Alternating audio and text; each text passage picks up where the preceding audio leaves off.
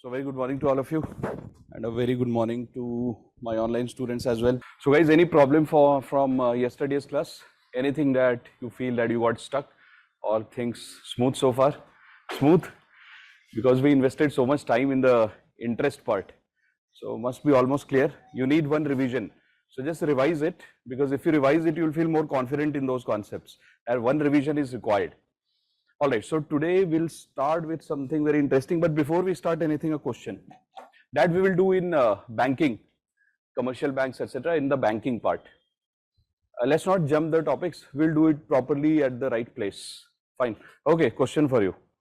So a day consists of 24 hours.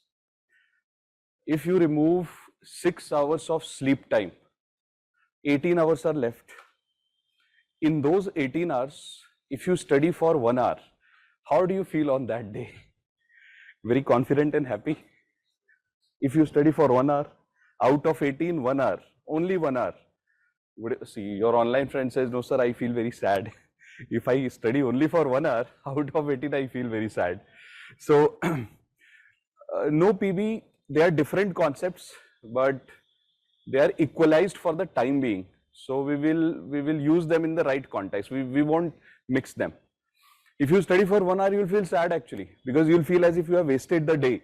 But if you study for 2 hours, again you will feel sad. You will feel that wish I could have studied a little more. 3 hours, same feeling. 9 hours, same feeling. 10 hours, double digit. The first double digit, right? 10. Then you would feel that, okay, this is good. Out of 18 hours, I have studied 10. And you can proudly tell your parents also that today, so I hit 10 hours. Now, so if you study for 10 hours, it gives a very strong, confident feeling to you that you have achieved something substantial. ये होता है life में. If you hit that double digit, no, you feel good.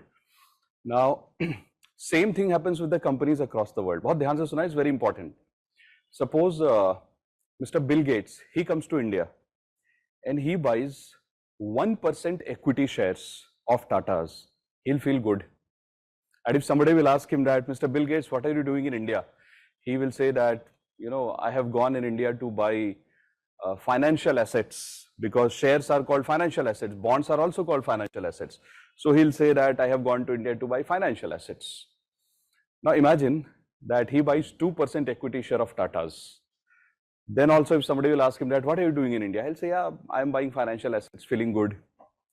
If he buys 9% equity share of Tata's, now when people look at him, people will feel that, yeah, Mr. Bill Gates is investing in financial assets. But suppose he buys 10% equity share of Tata's. The moment he hits 10% equity share of Tata's, 10 is a significant number. Why? Double digit. First double digit number, 10. It's not 99, huh? So 10 is the first double digit number. So the moment Mr. Bill Gates buys 10% equity share of Tata's, now people won't say that he is investing in financial asset of Tata's. People would say that Mr. Bill Gates looks as if he is interested in ownership. It gives a very strong signal that why is somebody entering double digits. Let's not get into technicalities. Abhi I will not use those terms, because I'm assuming that we are starting from level 0, so this is how we'll start. So the moment, and it will give you a very strong message, why 10? That is why I framed this story for you. So if somebody buys 10% equity shares, a foreigner buys 10% equity shares in India, in an Indian company, then it's a signal. It doesn't mean that you are a big owner of the company, because how can 10% be big owner? 51% will be a majority owner, 50% will be a very big owner. 10% cannot be big, but 10% shows your mentality that you have hit the double digit. So you are interested in ownership, and you are interested in being a part of the company in a big way. You want to be involved in the decision making of the company. That is the meaning of that. All right. So whenever a foreigner comes to India and they hit 10%, immediately we'll start to say that, hey, this is interesting. Let us see what the person wants. And the government starts to welcome them with open arms, and government says, hey, you have invested 10% equity shares in Tata's. Come, we will give you land at concessional rate. We will give you benefits related to taxation. We will give you place for office. Whenever you want to come to India, we'll make it very smooth. You want to leave India, we'll make that smooth also. These are the things that government starts to do for you, red carpet for you. the moment you hit 10%. What is this 10% called as? FDI, foreign direct investment. Why 10%?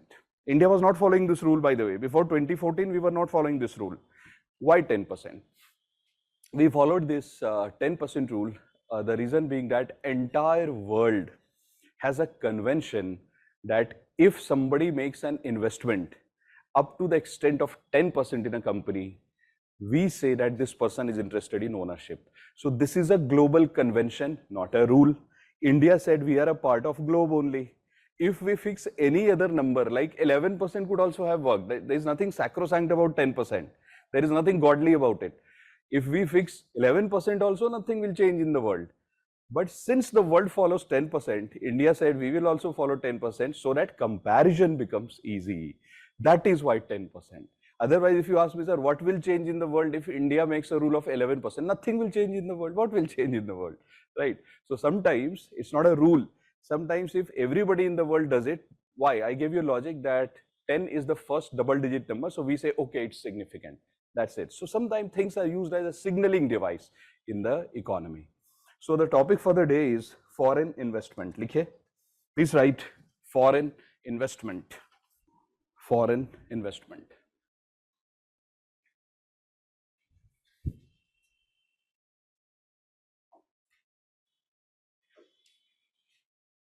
Draw it, please. This is your first diagram which you have to draw.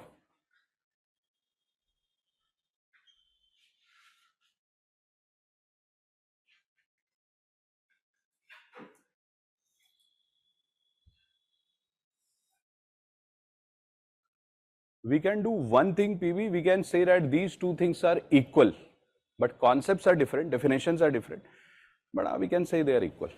This we can do.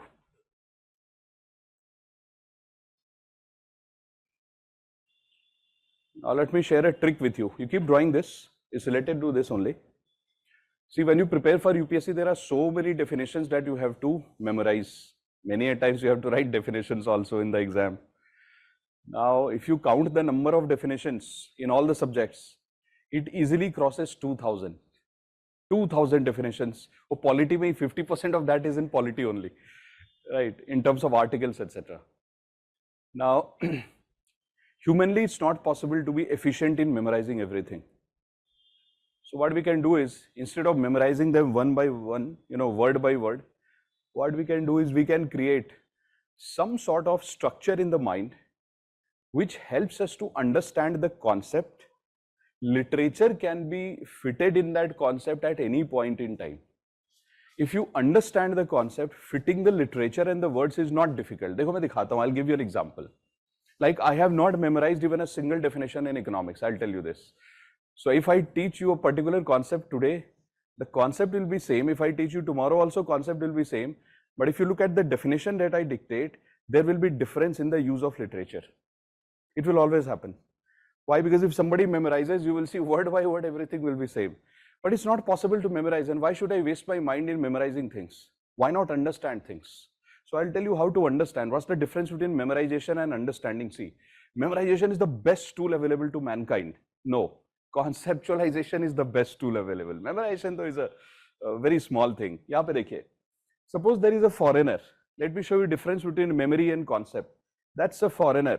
And this is India. What topic are we studying? We are studying a topic called as foreign investment. So if somebody says that if a foreigner wants to invest in India, how can you define this concept called as foreign investment? Foreigner wants to come to India, but you have to define it, that what is foreign investment? बहुत सारा तरीका है, you read a textbook, memorize, blah, blah, blah, all those things. Best way, देखो कैसे. Try to find out how many types of foreigners can invest in India. Two types. One can be individual person like Mr. Bill Gates. Another could be a company. Company could be a bank. Company could be Microsoft. So institution. Anything which is bound by rules and regulations and a structure is called company or institution. So one could be either individual, another could be institution, right? These are the two types of foreigners who would come to India. Now, in how many ways can the foreigner invest in India? Two ways. Either the foreigner is interested only in making profits in India, then we will say that the foreigner is not interested in ownership. So in two ways only investment can be made in India. Either you are interested in making profits in our country, we welcome you. That is called as, investment in India's assets. You want to come to India, buy a flat, property, house, land. You want to come to India, buy shares and bonds. We will say that you are interested, Mr. Bill Gates, you are interested in properties and assets. That's it. But the moment Mr. Bill Gates or any company would come to India and they would buy 10% or more than 10% ownership in Indian company, we will say, oh, you are interested in ownership. So there are only two types of foreigners who could come to India, and there are only two ways in which they can invest in India, either assets or ownership. If you know these two, you actually know the definition of foreign investment. Dekho kaise, what is foreign investment? I am framing a definition. If an individual or an institution from one country makes an investment in the asset and ownership of another, the process is called as foreign investment. Done. It's not difficult, right? What? Why? Because we understand two things. Who is making the investment and how are they making the investment? Just connect them with literature. This process of these two coming to India is called as foreign investment. That's it, right? Likhte hai, please write. When an individual or institution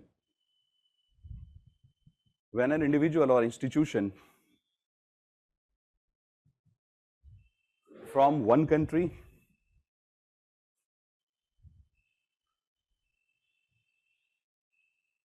make an investment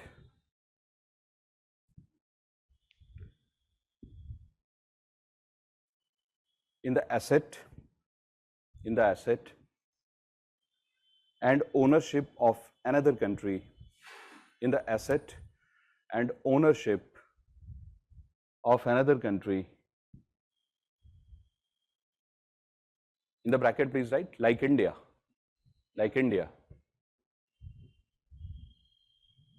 close the bracket please. The process is called as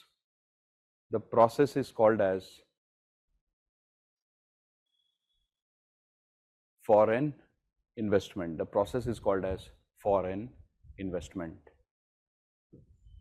Please put a full stop. Now let's look at different types of foreign investment. Acha, before that, rapid fire. You please tell me whether the name that I am taking is an individual or institution. Right, this is important. I say let's do an exercise, warm-up exercise in the morning, just to warm up our mind. So I'm going to take the name, you tell me whether this particular entity is individual or institution. Example, Mr. Bill Gates, individual, institution. Bank of America, individual, institution. Citibank, individual, institution. Government of USA, individual, institution. So there can be only two things. Either the person is in the individual capacity and rest everything is institution, as simple as that. NGO of USA, individual, institution. Brilliant. Now let's come to the types. Types of foreign investment. You don't have to write this because we are going to do them one by one in the class, which means in next 5 minutes we'll be writing the first one.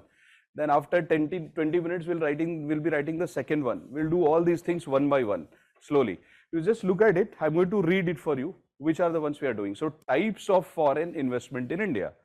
Which are the types? First is foreign institutional investment.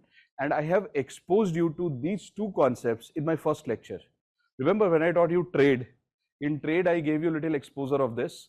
So foreign institutional investment, foreign direct investment. And I told you at that time, I remember some of you are asking me, sir, what is foreign portfolio investment? At that time, I told you when the right time comes, we'll be doing this. This is that right time. Third is sub-account. Fourth is qualified foreign investment, QFI. Next one is foreign portfolio investment. Look at the hierarchy. When have we written FPI? After so many things. So we cannot jump to FPI directly. We have to follow this sequence. Then comes NRIs, your favorite. And then comes participatory notes, somebody else's favorite. Right? There are two more for which this is not the right time. So I'm reserving them. Right? There are two more First is called as external commercial borrowings, and second is called as depository receipts. These two I am reserving, because to understand these two, you have to understand the concept of balance of payments. Otherwise, you will not understand. So I'm reserving it. When I teach you balance of payments, we'll come back to this and we will fill number 8 and number 9. But these are the only types of foreign investment in India. All right. Now let's do the first one. Likhe, please write. Discuss. Mains question. Please write. Discuss different forms of foreign investment. Different forms of foreign investment in India.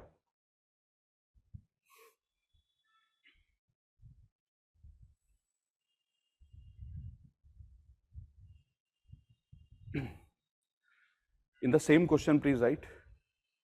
Describe some of the recent reforms. Describe some of the recent reforms related to them. Related to them.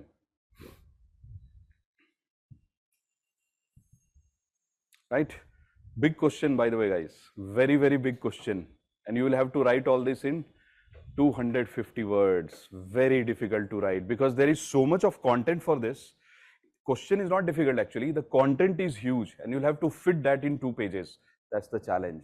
कैसे करोगे आप? How will you write the introduction? बताइए. For this question, what introduction will you write? Remember, I gave you a rule, context. What is the context?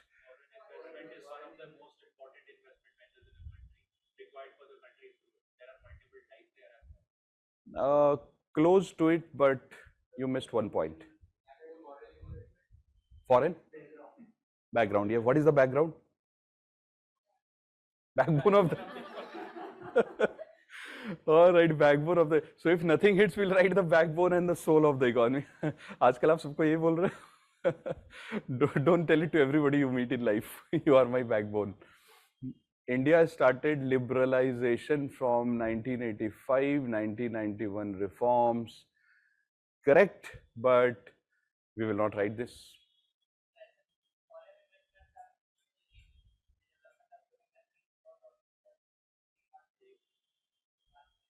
हाँ, you are very close. दोनों साथ में exam देना. Now, what will you write?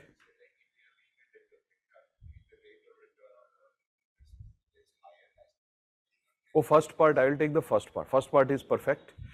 Your part comes after his. So whatever he said. So let me see what you have written. Models of increasing trade. Yes, Ayush, you are very close to the correct point. Good. And PB and SM, your points are good, but that will come in the body and the conclusion actually. ठीक है. This is Shubham, absolutely perfect. You are close. It's just that you wrote little more, but close ho kafi. You are very close. Yes. So SP, perfect point. So same point that you have said. One of your online friend is saying exactly the point you said, that India is a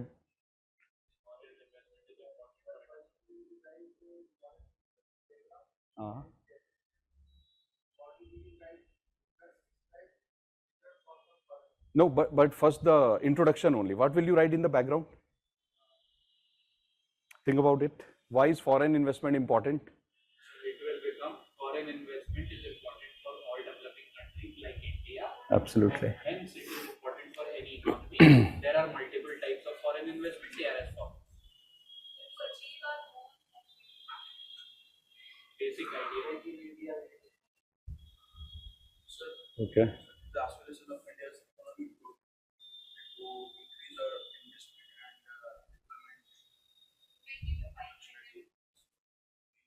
Perfect.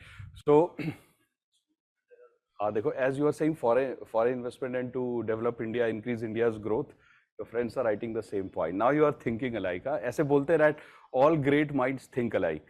उसका उल्टा is also true. Now, focus on this one. So, my parents used to say to me and my sister, because we used to think like similar. So my parents used to say that all fools think alike. And me and my sister used to tell our parents that no, no, all great minds think alike. So everything has two sides. Foreign investment also has two sides. Some people say that you need foreign investment to progress. Some people say that it's a recipe for disaster. So we will take it as a positive sense. And what introduction we are going to write, Joe, whatever you guys have said, actually, if I take some points from everybody, it becomes a perfect introduction. मैं दिखाता हूँ कैसे. What is the context? Remember, what did I tell you? That whenever you have to write the introduction, go in the background first. That is सब क्यों चाहिए? Why do we need it? So don't write. I'll give you a dictation on this. So why do we need it? It because after independence, we had, this was the allegation, that we were having a closed mindset. We were more protectionist in our approach, which did not help us to become technologically advanced. Because foreign investment not only brings capital, which is required for a developing country requires two things: cash, capital. ये देखिए, this I bring every day because developing country requires it. So developing country requires this, plus developing country also requires technology to do this. And these two things can be achieved with the help of foreign investment. So हम यही लिखेंगे that for far too long, अभी नहीं लिखना, for far too long, India adopted almost a conservative approach towards foreign capital, which dented our scope of technological exchange and research and development. Being a developing country, there are limitations related to expenditure that you can make in various sectors. Foreign investment helps us to boost that gap that we have, which can help us to increase our investment. Why? Because the level of household savings in India is only limited. We are a developing country, middle income country. So if my income is limited, my savings is limited. But the requirement of investment is this, savings is this, requirement of investment is this. There is a gap. So foreign capital helps us to fill this gap. Savings are low, requirement of investment is high. Why? Because as you said, you also said, and you wrote there that India wants to become a $5 trillion economy. कैसे बनोगे? Your savings are low, your investment requirement is high, there is a gap. So we are saying in this gap, two things are required: money plus technology. And foreign investment helps you to bring exactly those two things. इसीलिए you require foreign investment. So one of your friends has written that we need cutting edge technology and increased specialization. Perfect. आप समझ रहे हो? So your mind is going in the right direction. It's just that you have to get little more preciseness. Mind is going in the direction. All of you said we want growth. Perfect. You said we want investment. Absolutely perfect. You said we want $5 trillion economy. Brilliant. Somebody said technology. Brilliant. Nobody used the word savings. So we have to say that savings is of this level, investment requirement is this gap. In this gap, two things have to be filled: capital plus technology. और ये क्यों बोला हमने? Who brings capital? FII, foreign portfolio investment, that brings capital. Who gives technology? FDI. So these two things are important. अब देख रहे हो, थोड़ा preciseness is coming now. This is what we have to write. लिखिए please write that India adopted, in the answer, India adopted, देखो, I'm going to teach you some interesting words which you can use in the exam. India adopted a guarded approach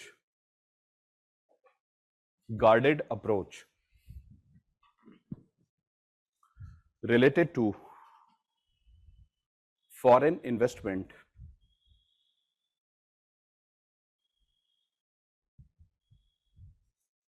after independence.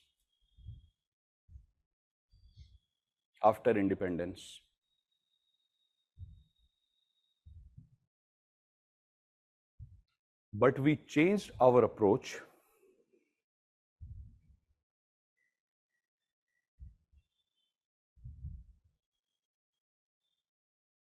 and became more open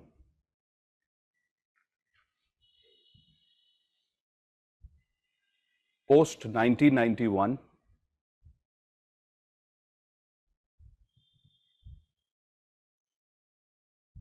to fill the gap between savings and investment,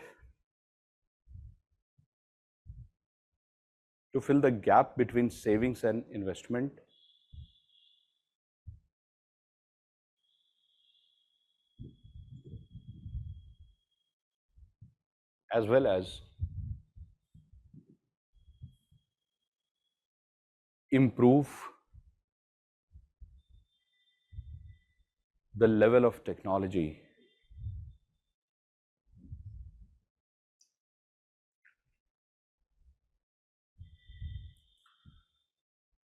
change the paragraph. Keeping in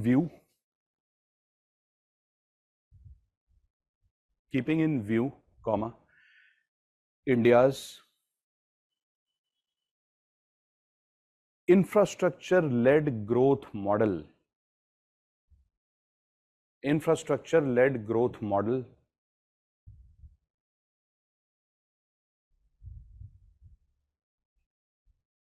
along with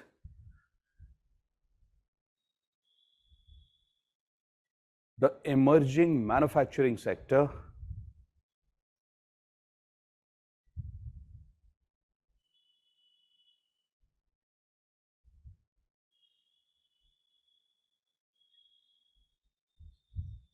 some of the important foreign investment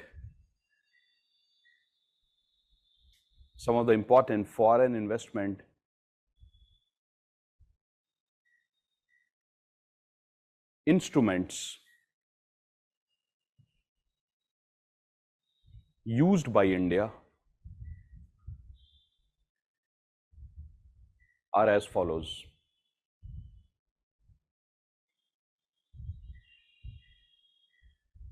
Right? So read it once more, please. And I will tell you something very interesting about this introduction. Padhiye isko, please read. And whatever words you find interesting, underline them, please.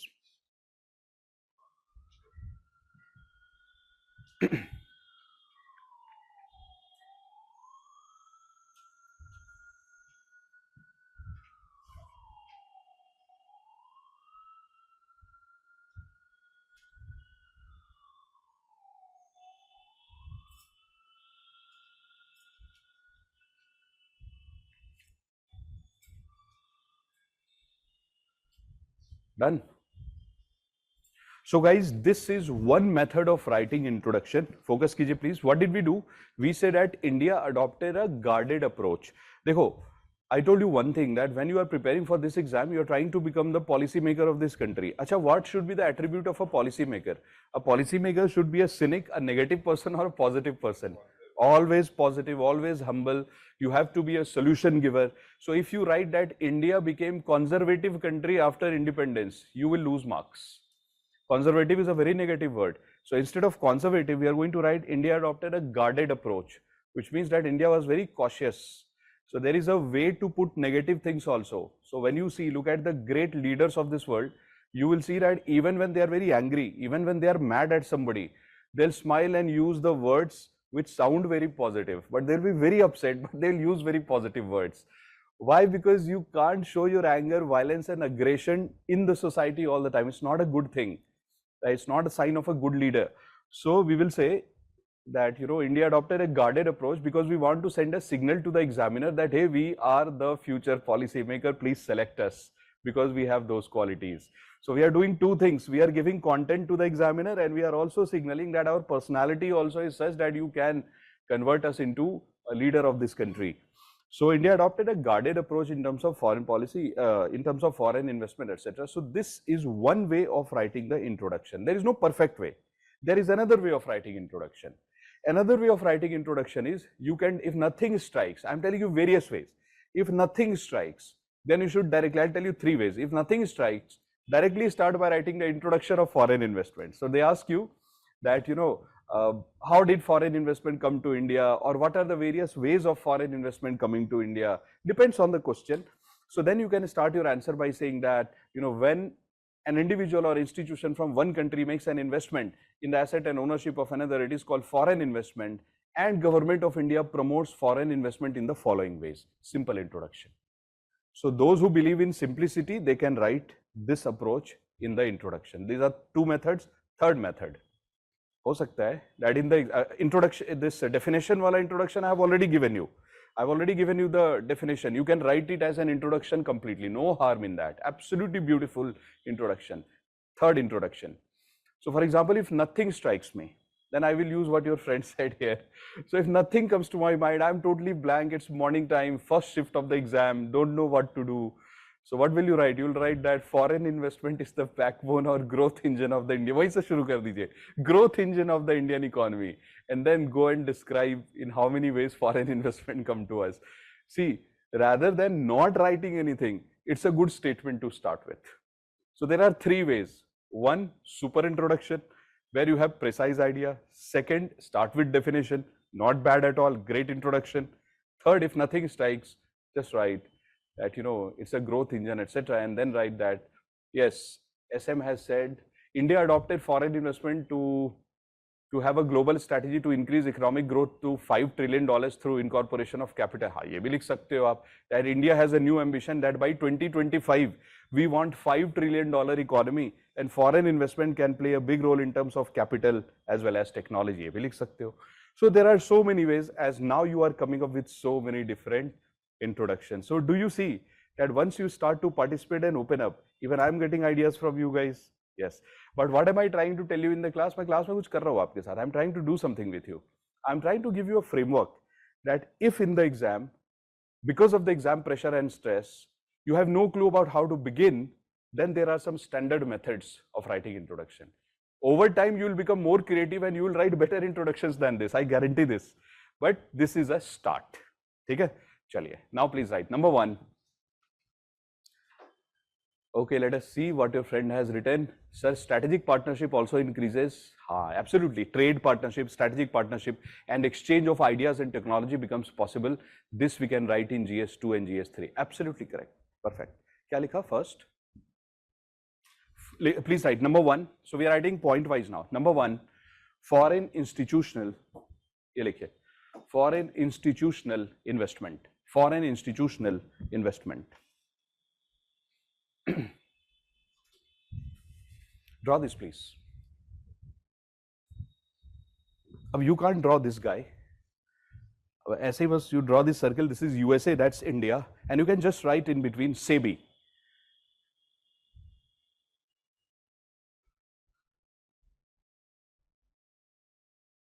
I'll make you draw a lot of pictures today. Lot of pictures, lot of definitions, lot of concepts.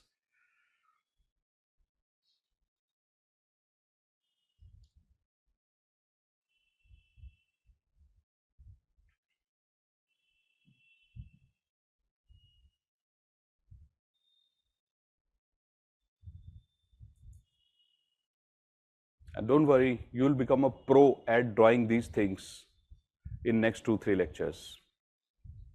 You will become an economist as well as a sketch artist.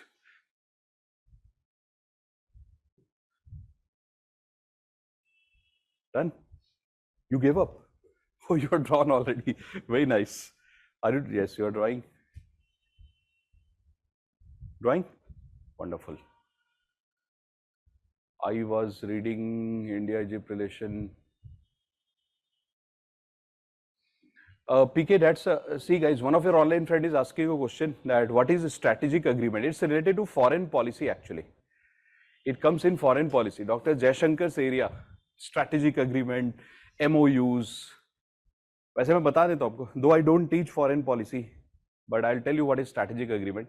See, strategic agreement means that you don't only engage in trade with each other, but you are covering more areas like trade, defense, you are cooperating in national security, science and technology, research, all these things, plus movement of people, which is much beyond trade, exchange of culture, exchange of ideas, yeah, these kind of things.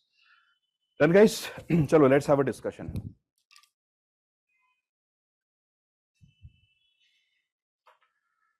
You have to be a little focused in today's class so that you answer more questions, because you have started to answer more since last 2 lectures.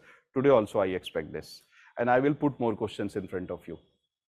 This is, imagine, 100 rupees. Abhi, let us have the entire discussion in rupees so that it becomes easy for us to answer in the exam. So let's say that there is this 100 rupee. If you want, you can imagine dollars also. There is this Mr. Bill Gates. बहुत ध्यान से देखिए. Mr. Bill Gates is there in US. Suppose he has 100 rupees. Example.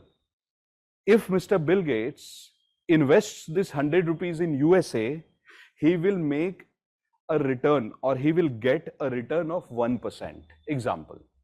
And I told you in my very first lecture that the rate of interest in developed countries is lower. And I'll tell you again why the rate of interest in developed countries is lower.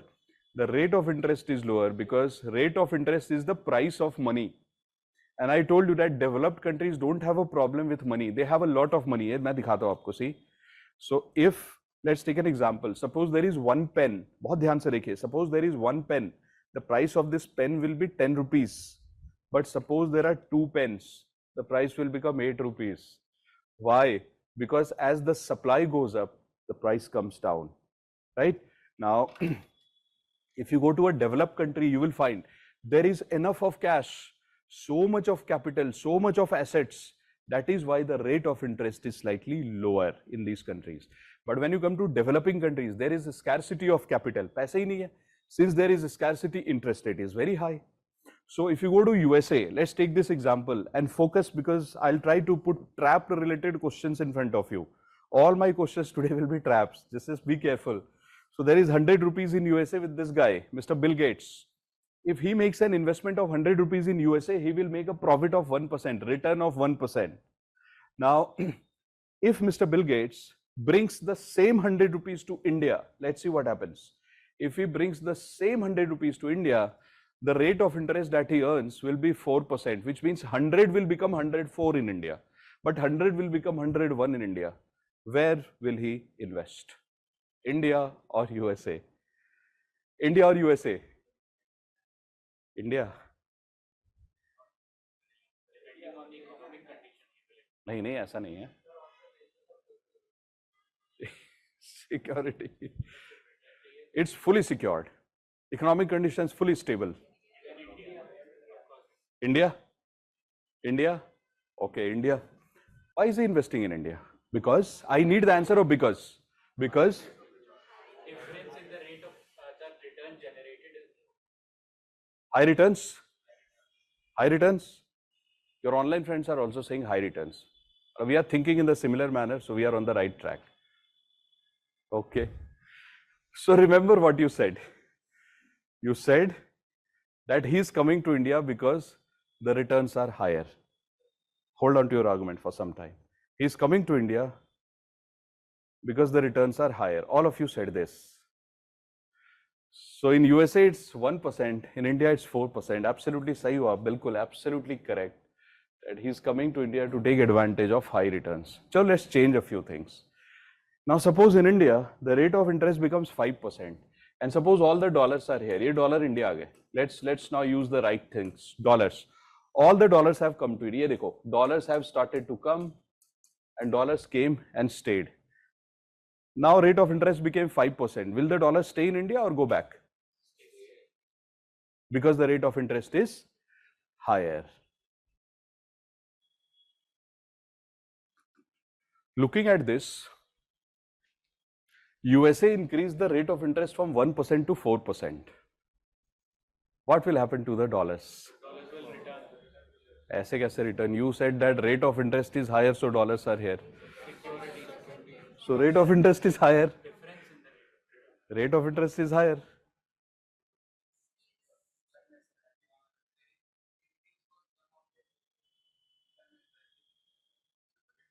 difference should be significant between the two countries to make an investment. Which means your first statement was not correct. Because you said that since the rate of interest in India is higher, that is why the dollar is coming. So that statement was not correct. Because now you are justifying the second statement, that rate of interest is lower, but you also said there. So he made the most subtle statement. Baki though you are saying that yes, it will go back. But one of you made a subtle, so he said some of them will go back. Chalo, let us say some of them. Why will they go back? Because you said that when the rate of interest is high in India, they will come to India. So now also rate of interest is high in India, it's lower there, they should stay. Why will even some of them go back? Because the whole idea of coming to India was this only. They are fully protected. Sir, even if they are fully protected, there is not a significant difference between the returns generated in both the economy. I'll just make one change there and it will become perfect. That's not the only thing. There is something else involved. But yes, you are close. हाँ, ये that is the perfect. So if I mix your argument and your argument, then it becomes perfect. और दोनों साथ में exam देना. I fill your form together. Right? Okay, I'll tell you this. एक example लेता हूँ. There was a friend of mine. In 1 minute you'll understand this argument and you'll say, okay, that is the reason. But you are very close. You are also very close. Just need to mix these two arguments. So there is a friend of mine. I remember that he wanted to come to Delhi and take admission in Delhi University. Now he's from Odisha. So I asked him, why do you want to come to Delhi? He said that I want to study physics in Delhi. I said, but why? Why not Odisha University? So he said that in Odisha we have great professors, great college, no problem is there. Then I said, then why do you want to come to Delhi? So he said, because exposure in Delhi is slightly more. So I said, okay, that means you are not comparing the college and the professors. He said, no, not at all. Because same set of people, they study the subject across the world. Some of them go to their own state and become professors. Some become professor in Delhi. So level of professors are not very different, very close to each other in terms of quality. Books are also available everywhere. University is also great. If you go to Bhubaneswar, you will find great university. If you come to Delhi, great university. One difference, that is exposure. Being the national capital, by default, you have more exposure. So I said, for exposure, you want to come to Delhi, not for knowledge. He said, knowledge so I'll get in Bhubaneswar also. Then I said, okay, is it worth it coming to Delhi for that exposure part? He said, of course it is worth it. I said, I'll show you how it cannot be worth it to come to Delhi and why. There is a cost of coming to Delhi, as he was saying. As you were saying, difference, and there is a cost. Let me tell you what is this cost. Dhyan se suniye. So if my friend would have come from Bhubaneswar to Delhi, he would have faced a few problems. Problem is related to food. Food habits are different there. So food habit of every state is different. Delhi is a mixed cosmopolitan kind of culture. You get everything, but you don't get any specialized thing. And if you look for your own culture only, difficult to get. It will be diluted. So if you are very used to your own food, then you might face little problem. Another problem could be pollution. Cosmopolitan, metropolitan capital, of course, pollution will be higher. It's bound to happen. It's a landlocked place. So if you are looking for nature a lot, you won't find it. You'll find more of concrete jungles there, urban area. That will not be available. Next problem will be emotional well-being. It's not only about money, it's not only about infrastructure, etc. So when you come to a place like Delhi, your family is not there. I can sympathize with you guys. But don't worry, we are there for you. Right? So when you come to Delhi, you feel that, for your emotional requirements, if you want to talk to your relatives, your family, friend, wo to missing hoga. In Delhi, you won't find it very easily. So if you are sad, you won't have anybody to talk to. Many times this will happen. So, plus there is always a problem of accommodation, where to stay. Places are very costly in Delhi and we all know it. These are the problems that you will face. Plus unknown place. So there is always an element of risk. You don't know in which area to stay, which area is slightly safer, which is risky. You might land up in a risky place. So these are things. Plus, if your parents want to send you anything from your hometown, they want to send you home cooked food, so possible hi nahi hai. Why? Because if they try to send you a lunch box, a tiffin box, it might cost them 10,000 rupees to courier it from Bhubaneswar to Delhi, which means transportation of people, transportation of goods becomes very costly. There is always cost and benefit both attached to certain events or activities that you indulge into. Ab dikhata hu main, how can you use this argument here? See, if this guy from USA, if he invests his money in USA, 100 rupees here, he will make a profit of 1%. But if he comes to India, he'll make a profit of 4%. As he was saying, the difference between 4 and 1 is 3%. This 3%, we have to decide whether this 3% difference between USA and India is that much significant that it can motivate him to come to India. How do you decide if this 3% is significant or not? So we are not looking at the returns in India. How can you look at returns in India? Because he is getting returns here also. So if somebody tells him that, sir, in India you will get 4%, he says, I'm not interested in 4%. My country is giving me 1%. I want to see how much above 1% I can get in India. 1 to India we will. I want to see that above India, how much I get. 3%. Now he says, I will find out what is the cost of moving money from USA to India. So there is always a cost attached. If you transport yourself, right? So you have to bear the ticket charges, safety, security. वैसे ही if you transfer your money, it will be done through some medium, some bank, some financial institution will be involved. that financial institution will deduct commission from you. And if you bring dollars in India, and suppose you exchange your dollar for rupee, so $1 is equal to, let's say, 80 rupees. With this hope, you come to India. But when you come to India, bring all your dollars, you realize, oh, from today, $1 is equal to 20 rupees. Gone. Expectations gone. There is always a risk attached in transfer of currency. So you have no idea what will happen. Or मैं बताता हूँ, let me tell you bizarre situations. Imagine what happened in Sri Lanka. So whatever happened in Sri Lanka in terms of crisis, that didn't happen in one day. So suppose you are a foreigner, you bring your money in a country like India, and the money is there, dollar is there. Now Mr. Bill Gates is very happy. Wow, I am in India. Very next day in India, there is a civil war. Now he's stuck, right? Gone. Money gone, person gone. No idea what will happen now. So these are the risk attached. So what he will do is, every risk cannot be converted into mathematics. But yes, based on your experience of life, etc., you can find out that out of this 3% benefit that you get in India, extra benefit difference, isme se what is the cost that you will have to bear. So cost could be, let's say, 1%. Cost of coming to India, 1%. So every time you bring 100 rupees, 1% will be the commission you have to pay to banks to bring the money, transfer and store. So what will be the net benefits? 2%. This is the net benefit. Now this guy has to calculate and find out, based on his perception, is this 2% good enough for me to come to India? If his mind says, and different people, different perception, there is no rule. If his mind says that this 2% extra that I am getting in India is good for me, he will come. If anything less than 2% he is getting, he will return. So let's see, when USA is 4%, India is 5%, 5 minus 4, 1% is the difference. But he needs minimum 2% to stay in India. Now it's 1%. And you know, very well know, that the cost of staying in India is 1%, because if you bring your currency in India, Indian banks will charge commission from you. So that cost is 1%.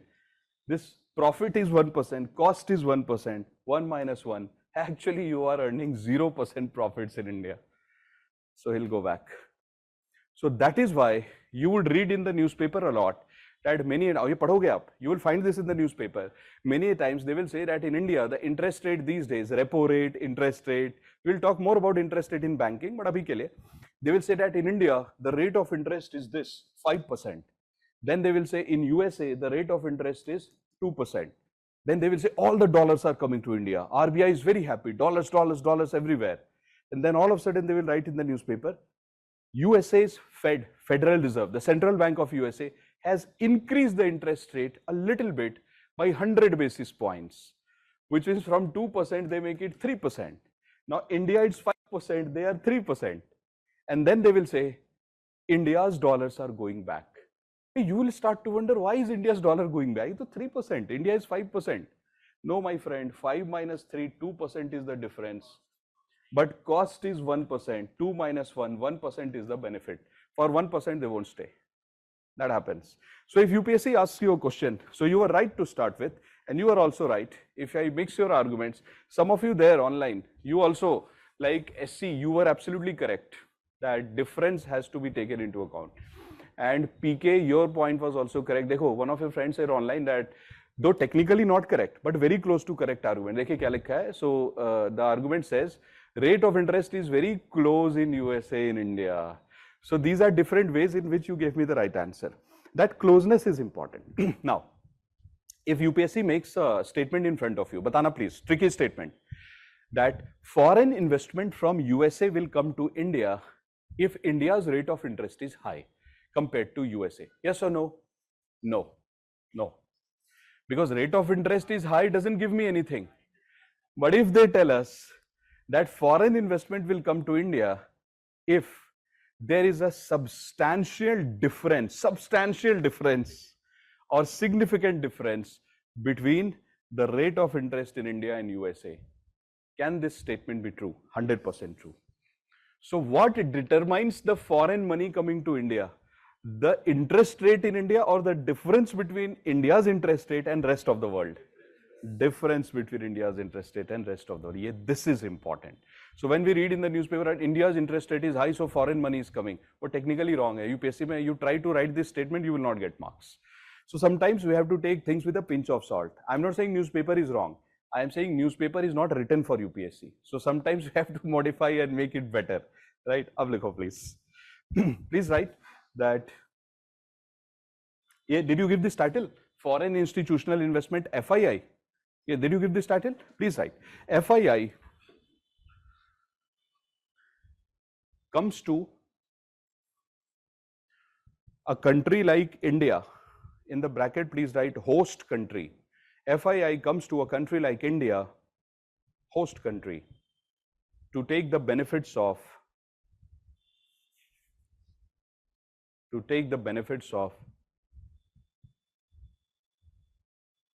higher relative returns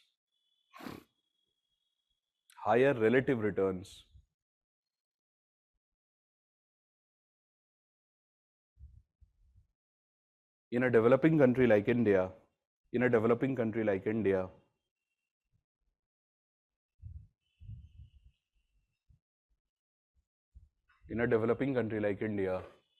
compared to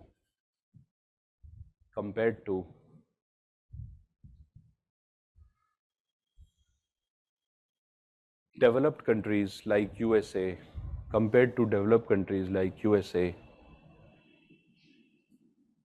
etc. PK, then also money will stay in India. So what rule did I tell you?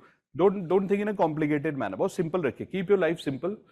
Whenever the difference between India and USA will be good, significant, the money will come to India.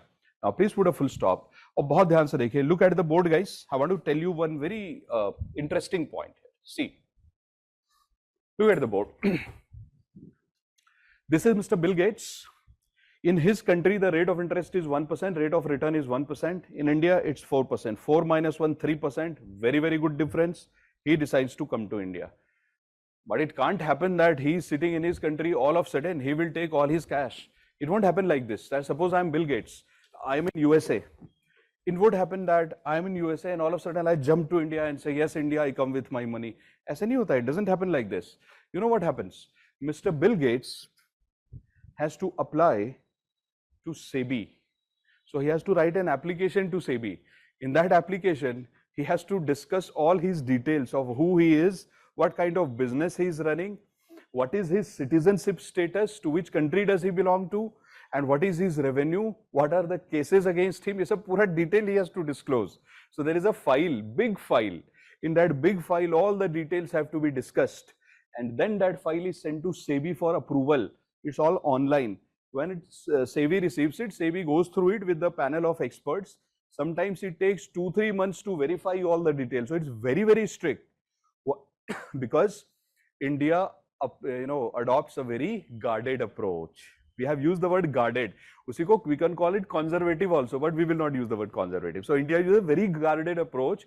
For 3 months, we keep on verifying this paper. And what is wrong, what is right. Once everything is right, then SEBI puts a signature. And SEBI issues a nice 1-page certificate which says that, okay, so and so, whosoever you are, SEBI will write that from today, you are getting the status of FII of India, certified FII. Usko you can frame it and put it in your office because that's your FII status. It's just like that driving license, PAN card, Aadhaar card, वैसा ही there is a piece of paper. But देखो, I want to tell you something. You are smart kids. And I want to ask a question to you. ये देखिए, foreign institutional investment. Is Mr. Bill Gates an institution? Can he ever get this certificate? Yes, he can. Certificate of FII? He can. How? Sir, he is, as an individual, he will not get. That was the question. That can Mr. Bill Gates as an individual? But sir, if he invests his own money In his own concern, that is the Gates Foundation, but that's then not only he is the owner. but that's not the individual. My question was, can Mr. Bill Gates as an individual get the certificate? घूम फिर के तो anybody can. In his personal Exactly. So questions are important. So can he, because by definition it's institution, how can an individual get the certificate, right? So in that capacity he cannot. As an individual capacity he cannot. Through some other mechanism he can. So he should not even apply. because this is institutional investment. So what he will do is, he will say, I can't, so he will contact somebody like Citibank. Citibank is an institution. So if Citibank wants to apply and Citibank wants to get the status of FII, so Citibank can actually apply to SEBI and say that SEBI, I am Citibank, I am an institution, I want to come to India, please give me certificate. फटाफट देखोगे आप, you will see this, SEBI will issue the certificate and this guy will keep watching. He will say that when will my turn come? So the answer you are giving was right actually, but that answer is an answer of a different question. We will see.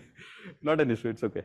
So he as an individual cannot come to India through this channel because its name is institutional. This word is important. Okay? So please write, likhe. These are the places where UPSC will trap you, baki kuch bhi nahi hai, it's all normal. Dekho, one of your online friend is also supporting you.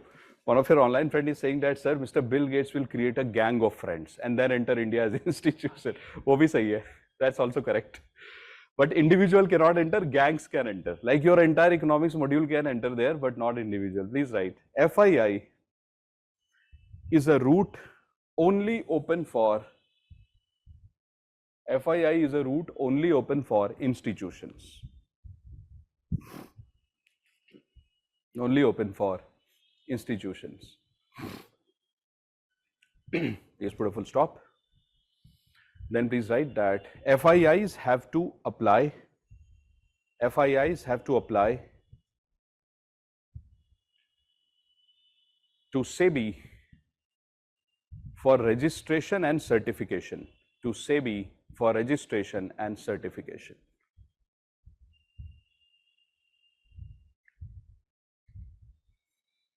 Right? अच्छा बताइए, you are smart kids, that FII is stable money, unstable money? Stable money, unstable money?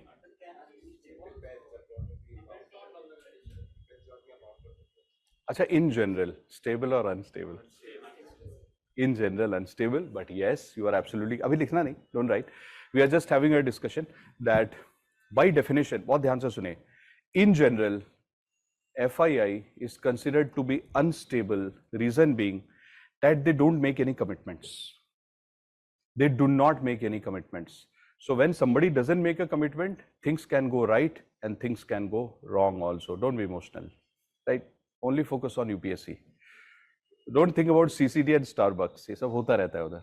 So guys, if somebody enters India and that person is not making any commitment that for how long will I stay in your country, etc., they just come to India and they say, I have come to India to take benefits of the difference in interest rate. That is what they will say. And they will mention it, that I want to return to my country or any place whenever I feel like. And SEBI gives them the permission. SEBI says, okay, come when you want, leave when you want. But this leads to vulnerability and instability, which means they have a tendency to create instability in the country where they go. It doesn't mean they will, but they might. So by nature, in general, when there is lack of commitment, we will say, oh, high risk. They might come and they might leave in one day. Achha, ek baat batao, if somebody comes to your life and somebody says that, you know, I'm your best friend, I'll stay, etc., in a very positive way. And somebody says, we will study current affairs from tomorrow. We'll also participate in answer writing in the class. So bolenge, people will come and say all this. But suppose in 5 minutes, you see, the moment this discussion is over, in 5 minutes, the person is gayab. And the person is nowhere to be seen. Abhi, how will you feel for next 24 hours? Little hollow. You will feel, what was the need of that person to come to me and say that, you know, we'll study current affairs together, answer writing together. It's a bola IQ. When the person did not have any intention of staying with you, why did the person come? So for some time, you'll feel that sense of hollowness and something missing from life. After 24 hours, everything is normal. That is what the economy feels like. All of a sudden, dollar comes to India, RBI is happy, there is, you know, stock market is happy that yes, foreigners are coming, money is there. All of a sudden, entire dollar leaves. And there is a vacuum. मैं दिखाता हूँ आपको how the vacuum is created. You see, what happens is ऐसे. So this entire dollar ऐसे करके, it will go back. अब देखो, there is a vacuum here. And people start to feel the pinch that, okay, it sends a negative message to the world that something is wrong in India, that's why dollar is leaving. And negativity leads to double negativity, right? So that is why these FIIs have inherent tendency of leading to instability in the host countries like India. लिखिए please. In general, देखेंगे SM, we will see. PK, we will see. In general, FIIs are considered to be volatile.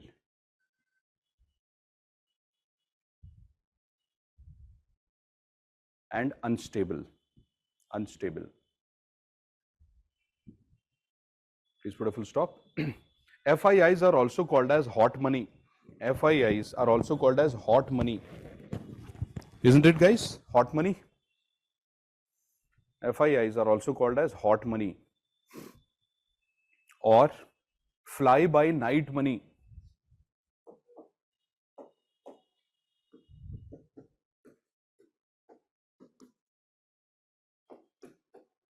Fly by night money. Fly by night money. Please put a full stop. Write a note, please. Note लिखे. FIIs take less than 10% stake. Stake means investment through equity shares. FIIs take less than 10% stake in the companies of the host country.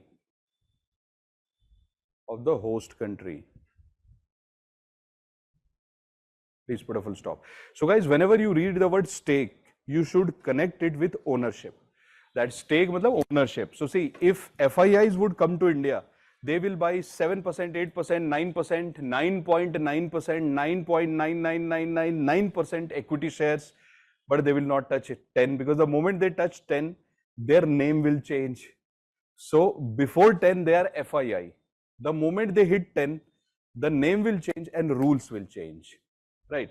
So volatile means, as I told you, that lack of stability is called volatility. So volatility would mean that this money will come to India and this might leave in 5 minutes. So that is their nature. It is FII. Now let's do the opposite of FII. Here likhe. Please write FDI, foreign direct investment. Please write number 2, FDI. Foreign direct investment, FDI. Please write that FDI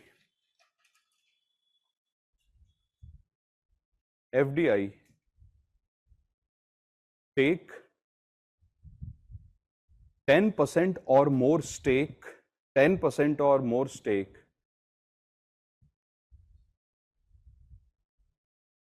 in the companies of host country,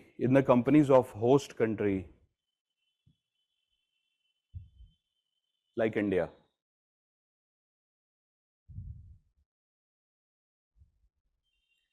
Full stop, please. Then write FDI brings both capital. FDI brings both capital as well as, yes, technology, skill,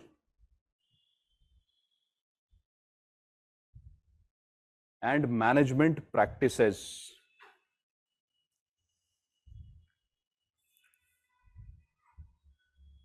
to the host country.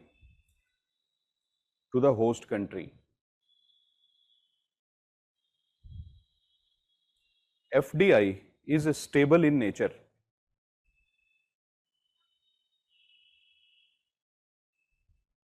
FDI is stable in nature. FDI is interested in ownership.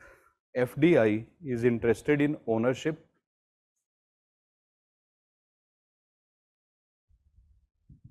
as well as long-term association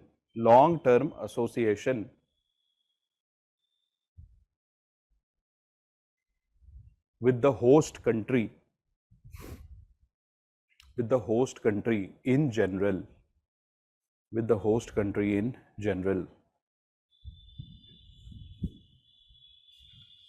Please put a full stop, guys.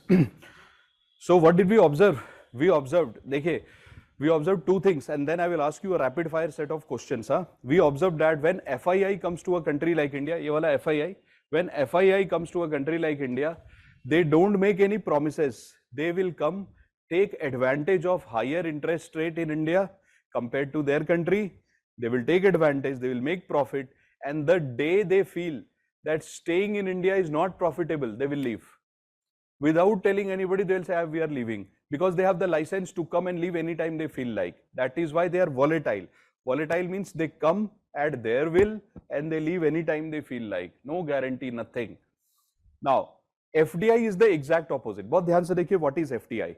Now you very well understand that Apple has come to India with a promise that Apple is going to manufacture its phones within India now.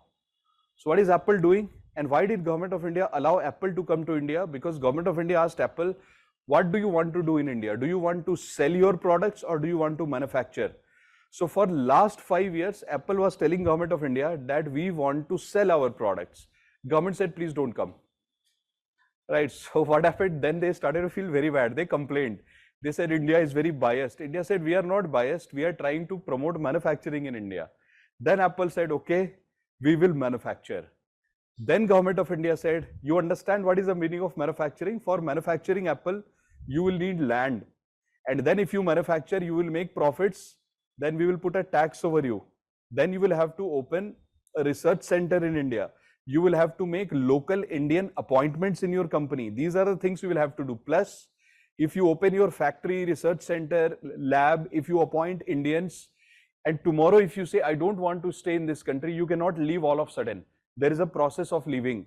So once you get married, you cannot just leave like that. One morning you wake up and say that, no, I am leaving to Himalayas. It's not possible. You can't go.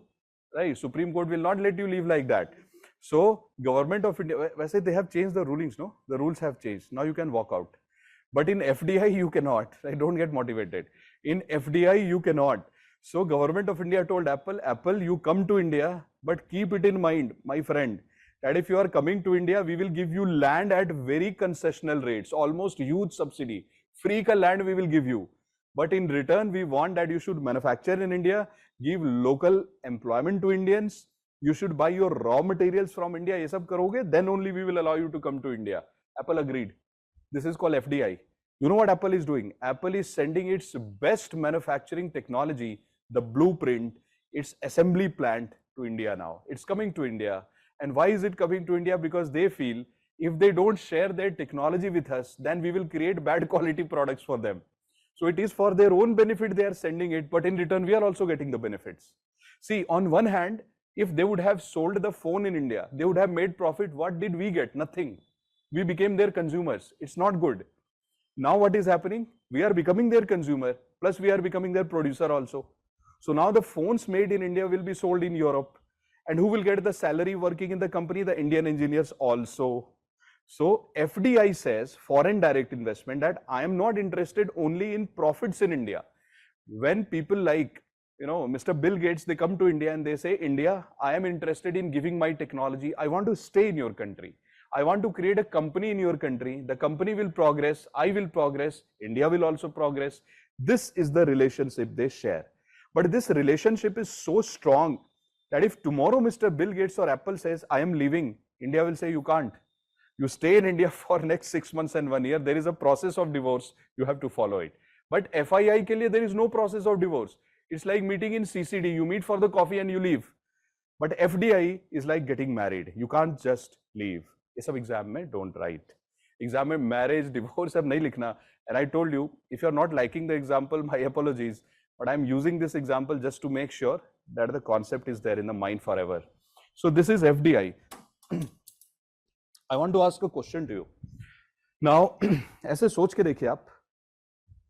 Think about it, guys, that a very simple question. You crack UPSC and you have completed your posting, you have completed your training foundation course in Labasna and you get posted.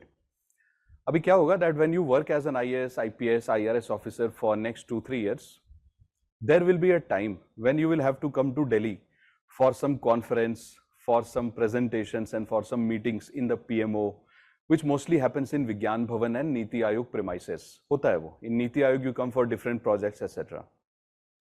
Now imagine that I see you there in Niti Aayog, right? I see you that you are there and I can see that you are working there. I have also gone there for some work. And the moment I see you, what will my first reaction? Will I say that, what will I call you? Will I address you by saying, hello, Mr. IS officer or Miss IS officer, how are you? Will I say that? Never in this lifetime. What will I call you? Hello, innocent kids. Right? That is what you will say. I will address you as innocent kids only, whether you like it or not. And this is exactly what I do with my all the students who have cracked UPSC in last few years whom I taught. So whenever we interact and we meet them, it embarrasses them also. But the moment I see them, I say, hello, innocent kid. Right? And they don't mind it. They're like, yeah, you can. Right? So I take that liberty with you guys. Why? Because there is a rule I follow. Wo rule kya hai? Once an innocent kid, always an innocent kid. Right. So once I'm your faculty, I'll always be your faculty. Yet teacher-student relationship is very pure. आपको पता है, it's so pure that एक बार once this bond is created, it doesn't matter what you become in life, it doesn't matter whether I stop teaching in future and I become something else in life, it really doesn't matter. So whenever we meet, आप हमेशा देखोगे that the bond between us will always be like, okay, faculty and innocent kid. So बस वही that same relationship is shared between a country and FDI. बहुत ध्यान से देखना. I'm telling you a very subtle point. So see what happens through a diagram. Now imagine that there is this guy. His name is Mr. Bill Gates. Don't write anything. I'll give you a nice explanation and dictation on this. He is Mr. Bill Gates. He comes to India, and what he does is, in India there is a company TCS. So he comes to India and he makes investment in TCS 15% equity shares. He buys 15% equity shares in Tatas. But the moment he does that, he becomes FDI. Simple. Right? He gets the status of FDI. The moment he gets status of FDI, immediately Government of India says, oh wow, Mr. Bill Gates, you are our FDI, 15% equity shares. Because the word FDI, it's not written in FDI, foreign direct investment, that individuals cannot become FDI. Because it's FDI, foreign direct investment. The word institution has not been used. So even individuals can become FDI of India. So if Mr. Bill Gates comes to India, he buys 15% equity shares. Government of India says, wow, Mr. Bill Gates, you are our FDI. That means you are expected to bring cash, technology, management practices, skills, your experience. He says, of course I will do that. It is in my interest. Then in return, we tell Mr. Bill Gates that we will give you tax benefits, we will give you land, we will give you whatever permissions you require, all licenses for you in 1 second, sir. This is the benefit we give them. Mutual. Now, one day, Mr. Bill Gates says that, sorry, Government of India, I believe that now my company is very strong, like 15% equity share, TCS, it's doing very well. So I want to go to another country. I want to engage in your country, but not as much as I was doing earlier. So I also want to explore other countries like Africa. So we will tell them, what are you saying? You're not understanding, Mr. Bill Gates. So Mr. Bill Gates says, today I have 15% equity share in Tatas. I want to sell 10% equity shares to somebody else. So what is Mr. Bill Gates doing? From his 15% equity shares in Tatas, he sells 10% to somebody, anybody, it could be anybody, doesn't matter. Suppose he sells it to me. So 10% equity share gone. How much equity share is left with Mr. Bill Gates? 5%. Earlier 15, 10 gone, 5% left. Mr. Bill Gates, earlier he was FDI. Why? Because he had 15% equity shares. Now he has 5% equity shares. What will you call Mr. Bill Gates as? India's FII or FDI?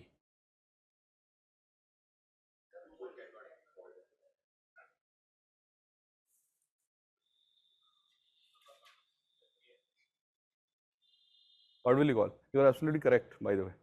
But abhi bolna nahi. Because nobody heard you.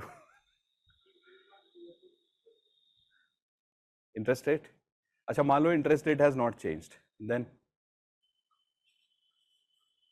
once a kid, always a kid. What will you call him as? Once a faculty, always a faculty. What will you call him as? Dekho, one of your online friend is saying that, sir, once FDI, always FDI. And plus he gave the technical reason as well. You missed a point. But abhi aap bhi mat bolo. You two gave the answer. I want everybody to think about the answer. ध्यान से देखो, I'm going to write something. FII, FDI. Don't speak, huh? So you see, एक बार देखो पहले. Look at this. So when Mr. Bill Gates, brilliant, you also got the point. You got the point. But I want everybody to catch this point. Focus, please. I know it's morning, difficult to focus, but please try. So this is Mr. Bill Gates. He bought 15% equity shares in TCS. He became FDI. He sold 10% in India. Right, sold it. Now he has only 5% left. So what will you call him as? FDI or foreign institutional investment? You can't call him FII, as you said, because the word is institution. How can you call him institution? Which means now by default, whether you like it or not, you have to call him FDI. So whether you like me or not, now you'll have to call me your faculty for life. Right? There is nothing else that you can call me. Right? You can call me later on, you can say that faculty is a friend. Agreed. Faculty is like a guardian and mentor. Agreed. But faculty word will always be there. Right? So same thing here. Once FDI, always FDI. Because there is nothing else you can call him. Kya bologe aap? You can't call him this because the word is institution. So please write a rule. Please write a note. Note likhe. You are asking something, no? Got the answer? Brilliant. Please write note. Once FDI, comma, always FDI.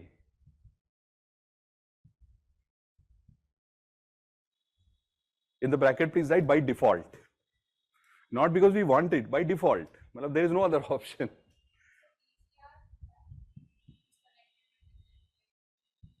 No, we'll see. Dekhte. It is connected with some sectors, but not with FDI necessarily, but कुछ sectors. अब दिखाता हूँ मैं आपको अभी. I'll show. So, क्या लिखा आपने?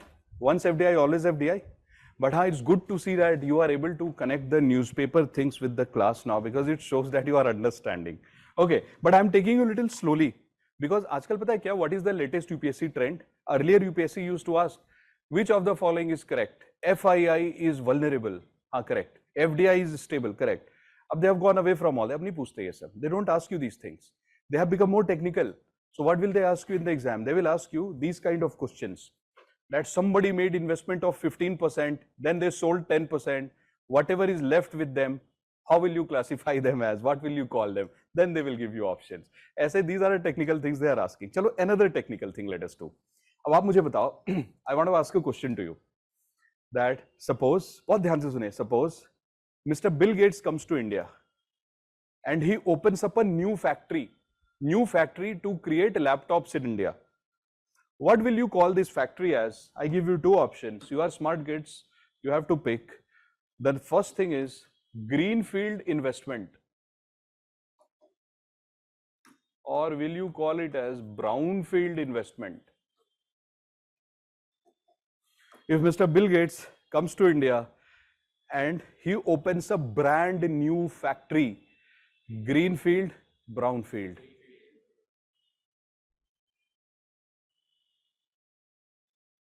Green. Greenfield means whenever you make fresh new investment which was never there before. If you start something from scratch, level 0, that is called as greenfield investment. We are following this method in the class, greenfield wala method, by assuming that we are starting from scratch.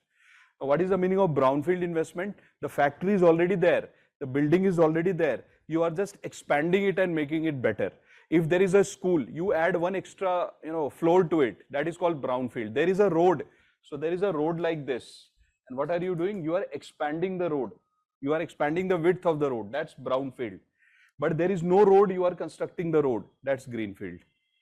So when FDI comes to India, they can do two things.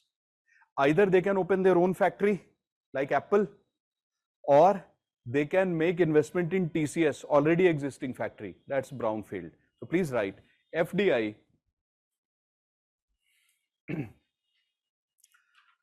can make both greenfield and brownfield investment, can make both greenfield and brownfield investment in India. Both greenfield and brownfield investment in India. Please put a full stop and please write. Greenfield investment means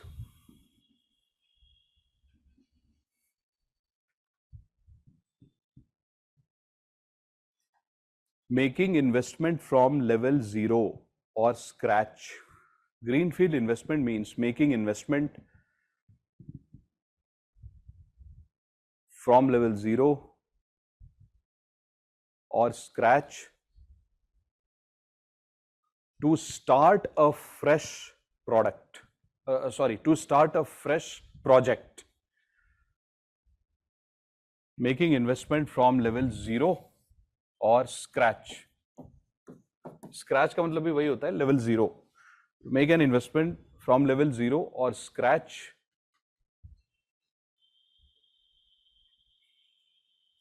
and what did we write, the last statement? To start a fresh project. To start a fresh project. Please put a full stop. Brownfield investment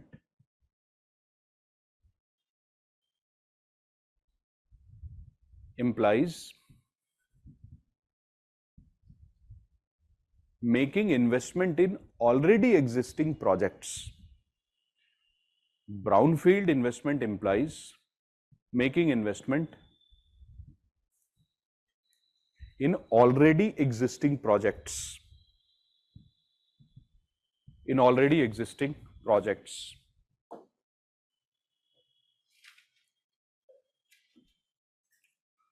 Let me ask you another question and then I will show you a picture of FDI. देखो, what did we do? एक rapid fire करते हैं. Let us do one rapid fire first. Let me see if you are with me or not, or I lost you somewhere. So, rapid fire मतलब questions will be fast. So, statement number 1. Yes, we will see. We'll do it multiple times. Don't worry. बस आप rapid fire में participate करो, you'll understand all the things. Statement number 1, फटाफट मुझे बताइए that which of the following two investments are considered to be unstable and vulnerable? FII, FDI. Who is interested in ownership in India? FII, FDI. Who is interested in long-term association in India? FII, FDI. FDI. Where will you apply the rule? Once this, always this. FDI. Who is interested in buying more than 10% equity shares in India? Who is interested in buying less than 10% equity shares? Between FII and FDI, who can invest in bonds in India? Both.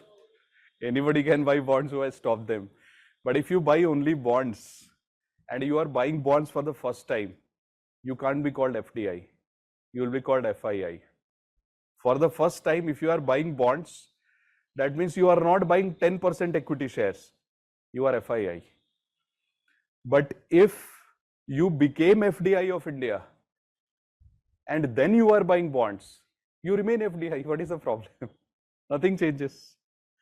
So these are some confusing questions that can be asked. I repeat, can you please tell me who invests less than 10%? So AS, now is coming your answer. Please focus. Who invests less than 10% equity shares in India? FII, FDI? Mr. Bill Gates, can you call him as FII, FDI? Individual? FDI. He has to be, if he wants to come to India, he has to become FDI. So far in the lecture. आगे देखेंगे. But Mr. Bill Gates is an individual. He cannot become FII because FII has the word, yes, absolutely correct. FII has the word institutional. So if Mr. Bill Gates wants to come, he has to come to India through this method, FDI, and he has to invest more than 10% equity shares. Now, बहुत ध्यान से देखिए please. One of you asked the doubt, that's your answer. Suppose Mr. Bill Gates comes to India. Mr. Bill Gates comes to India and he buys 15% equity share of Tata's. Keep looking, guys. He buys 15% equity share of Tata's. Any problem there? Yes? No problem? He is buying? Fine. So he is buying 15% equity share of Tata's, but in future, so the moment he bought 15%, he is FDI. Bill Gates is FDI. But now he sells 10% equity share. He sells it in India. He sells it to your faculty, me. So I bought the share. So Mr. Bill Gates has only 5% equity share left with him. He has only 5% left with him. So he already got the status of FDI when he came to India. Now he is reduced to 5%. Now, Government of India has two options. Either keep calling him as FDI or reduce his status to FII. Can you call an individual as FII? The word is institution. So you cannot degrade him. You cannot degrade this guy to FII because he is individual. So you cannot fit him here. So there is only one option by default, that on paper, even though he has 5% equity shares left, he will continue to be called as FDI, even though Government of India will not give him any benefits of FDI. Government says, I will not give you any benefits now, but by default, I will call you FDI because there is nothing else I can call you. वो possible नहीं है, right? So that is the status in India. All right, wonderful. Now, can you please tell me, बहुत ध्यान सुनिए, please tell me, which of the following will invest in the greenfield projects of India? FII or FDI? Greenfield projects means starting something from scratch. Of course, because they don't start anything from scratch. FII comes to India and makes investment in existing things. They are not here to give us any benefits, but they are the ones who will make investment in new things. Acha, which out of these two can make investment in existing things, brownfield? Brilliant, both of them. Because FII comes to India and buys equity share in existing company. FDI can also come to India and buy shares of existing company. So both of them can make investment in brownfield, but only this guy, FDI, makes a new start. This guy is not in India to make a new start. This guy will.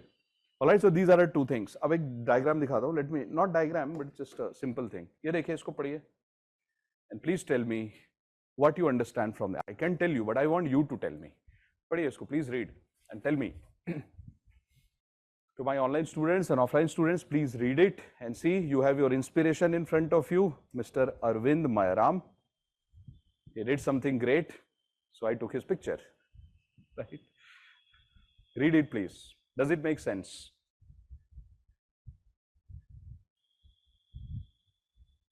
Right. This is a rule, by the way. He gave that rule. He is the one who created this policy for India. Absolutely, SM. Focus here. There is something new.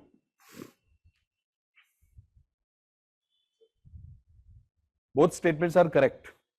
Because this is not by me, it's by Government of India, absolutely correct. We have to understand what it is saying. It is giving us a way for individuals to become FI.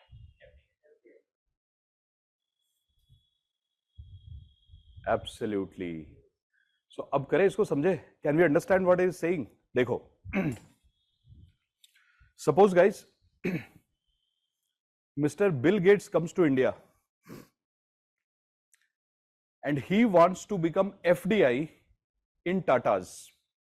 Tata's are a listed company. They are listed in stock exchange. So if a company is listed in stock exchange, बहुत ध्यान से देखिए, if a company is listed in stock exchange like TCS, example, suppose Tata's are listed, Mr. Bill Gates wants to invest in Tata's and become FDI, then he will have to invest either 10% or more. He will have to buy 10% or more in the equity share of Tata's. So whenever a foreigner comes to India and they want to become FDI of Indian listed companies, then the minimum equity shares they have to buy, minimum ownership they have to buy is 10%. But if your faculty, which is me in this case, I open an ice cream factory in Delhi, so my company will be called as a startup. I will not be listed anytime soon because minimum experience of 3 years. but my company is 1 year old, ice cream company. Mr. Bill Gates invests in just 1% equity share of my unlisted company, 1% equity share. He'll be called as FDI.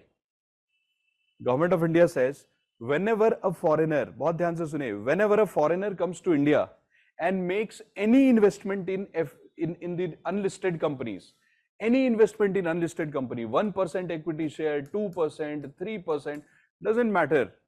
Even 0.5% equity shares in unlisted companies, that investment by default is called as FDI, because Government of India says that it gives us a signal that the foreigner might be interested in ownership and future growth of this company. It's just a start. So what are we doing here? We are saying that if somebody is investing in unlisted companies, that means they are in a way supporting our unlisted companies. So let us motivate those foreigners and give them liberal conditions to enter India. That you want land, take land, open your office. We will help you. So we are actually indirectly trying to promote the startup culture here, because mostly, which companies will you find to be unlisted companies? Mostly the startups. They are not very old companies and they are trying to become better. So Government of India says, in 2014 only they created this rule. They said we will promote foreign investment in unlisted companies also. So any foreigner who invests in unlisted companies in India, we will give them the status of FDI, so that more foreigners are attracted even to unlisted companies. They also have the right to become big. To promote that behavior, whenever a foreigner comes in India and they invest in unlisted companies, we tell them, hey, you are our FDI from today. So two types of FDI in India. First type, when a foreigner comes to listed companies in India, we call them FDI only when they invest more than or equal to 10%. But when a foreigner comes to India and they invest in unlisted companies, whatever they invest, we start to call them FDI to promote foreign investment in unlisted companies. Likhe please. Please write. When a foreigner invests in 10% or more, equity shares of listed companies,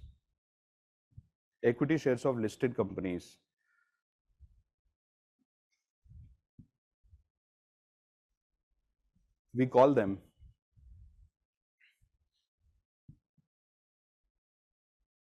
as FDI. We call them as FDI. Full stop. Change the paragraph, guys.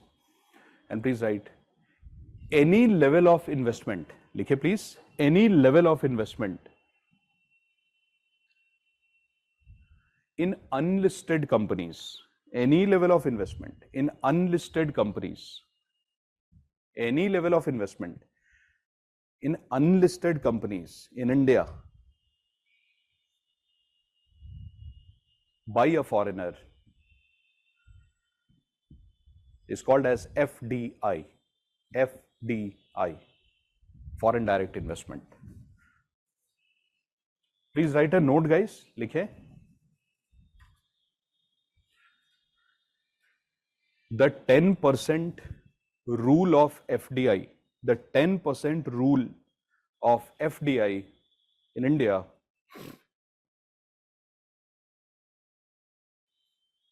was recommended by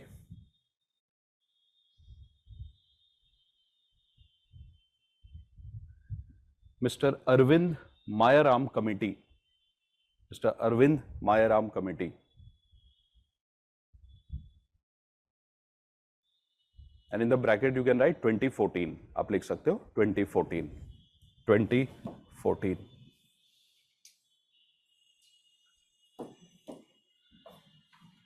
Write a question, please. It can be a mains question. Please write mains question.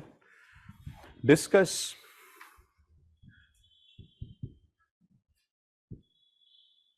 the method through which FDI can enter India.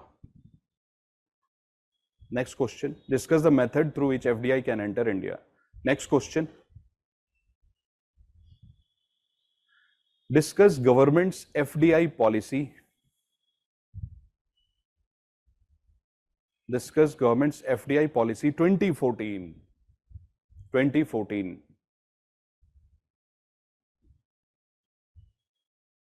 Right. Answer to both the question will be same. So let us write. Okay, let's write the answer. FDI. By the way, this question which I gave, these questions are never asked in the exam as standalone questions. They are always a part of some other question. So for example, they will ask you, what do you mean by FDI? Essay. The first question will be that. What do you mean by FDI? What are the different types of foreign investment in India? So you can write FII, FDI, essay. Then this question will be the third part of the question which you have written. These are not standalone questions. So please write. Likhte hai answer, please write. That FDI can enter India through two methods. Two methods. Yes, PB, absolutely. They can. Through two methods. Guys, please draw this entire thing.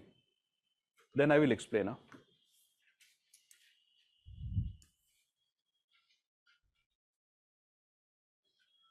Absolutely correct, SM. It does.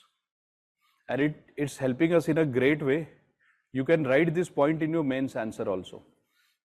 Related to Make in India and manufacturing, yes. So one of your friend is saying that can FII, FDI, they can contribute in India's Make in India policy and manufacturing, big way, without violating the rules of WTO. Yes, yes, 100%.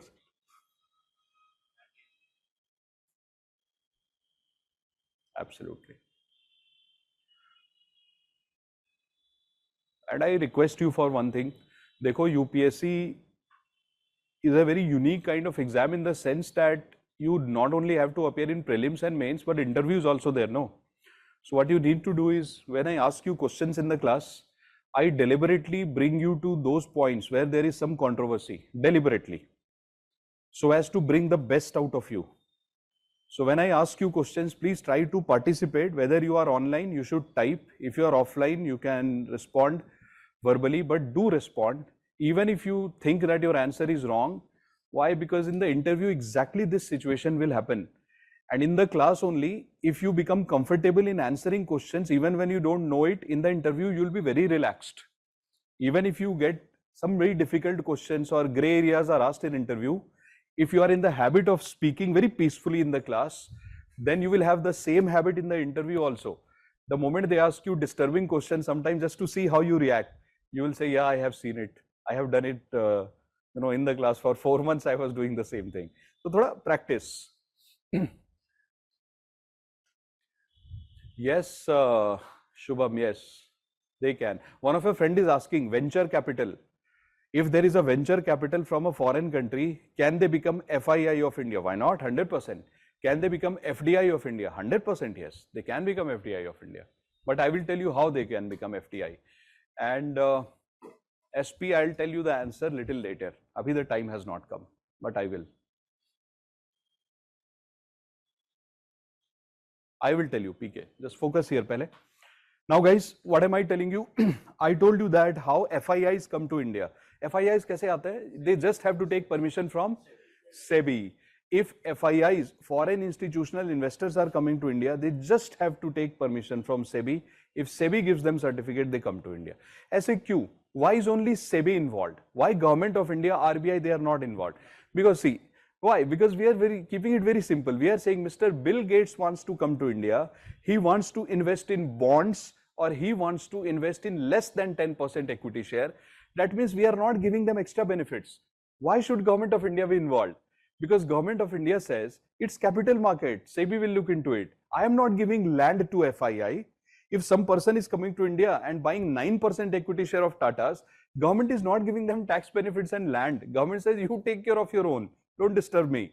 But if somebody buys 10% equity share, immediately Government of India says, oh, land is required, because they will open their factories, they will open their offices in India. So Government of India becomes hyperactive.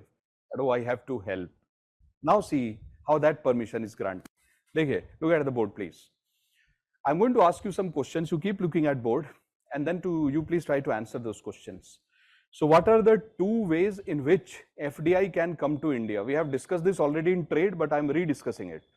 So there are two ways in which FDI can come to India is automatic route and government route. Government route is also called approval route. ये क्या होता है? What is automatic route? Listen to it carefully and then questions. What happens is sometimes there is a foreigner. That foreigner calls government of India and says, government, I want to come to your country and I want to open a factory. Government of India asks them which factory.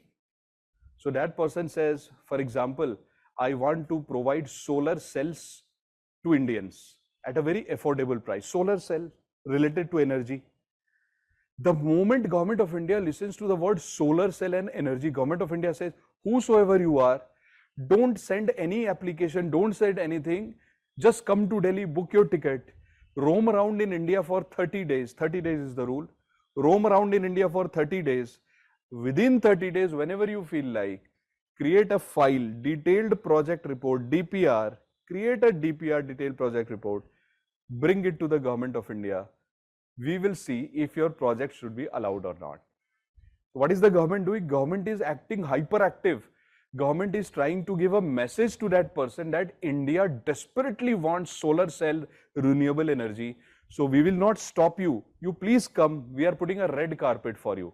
That's called automatic route.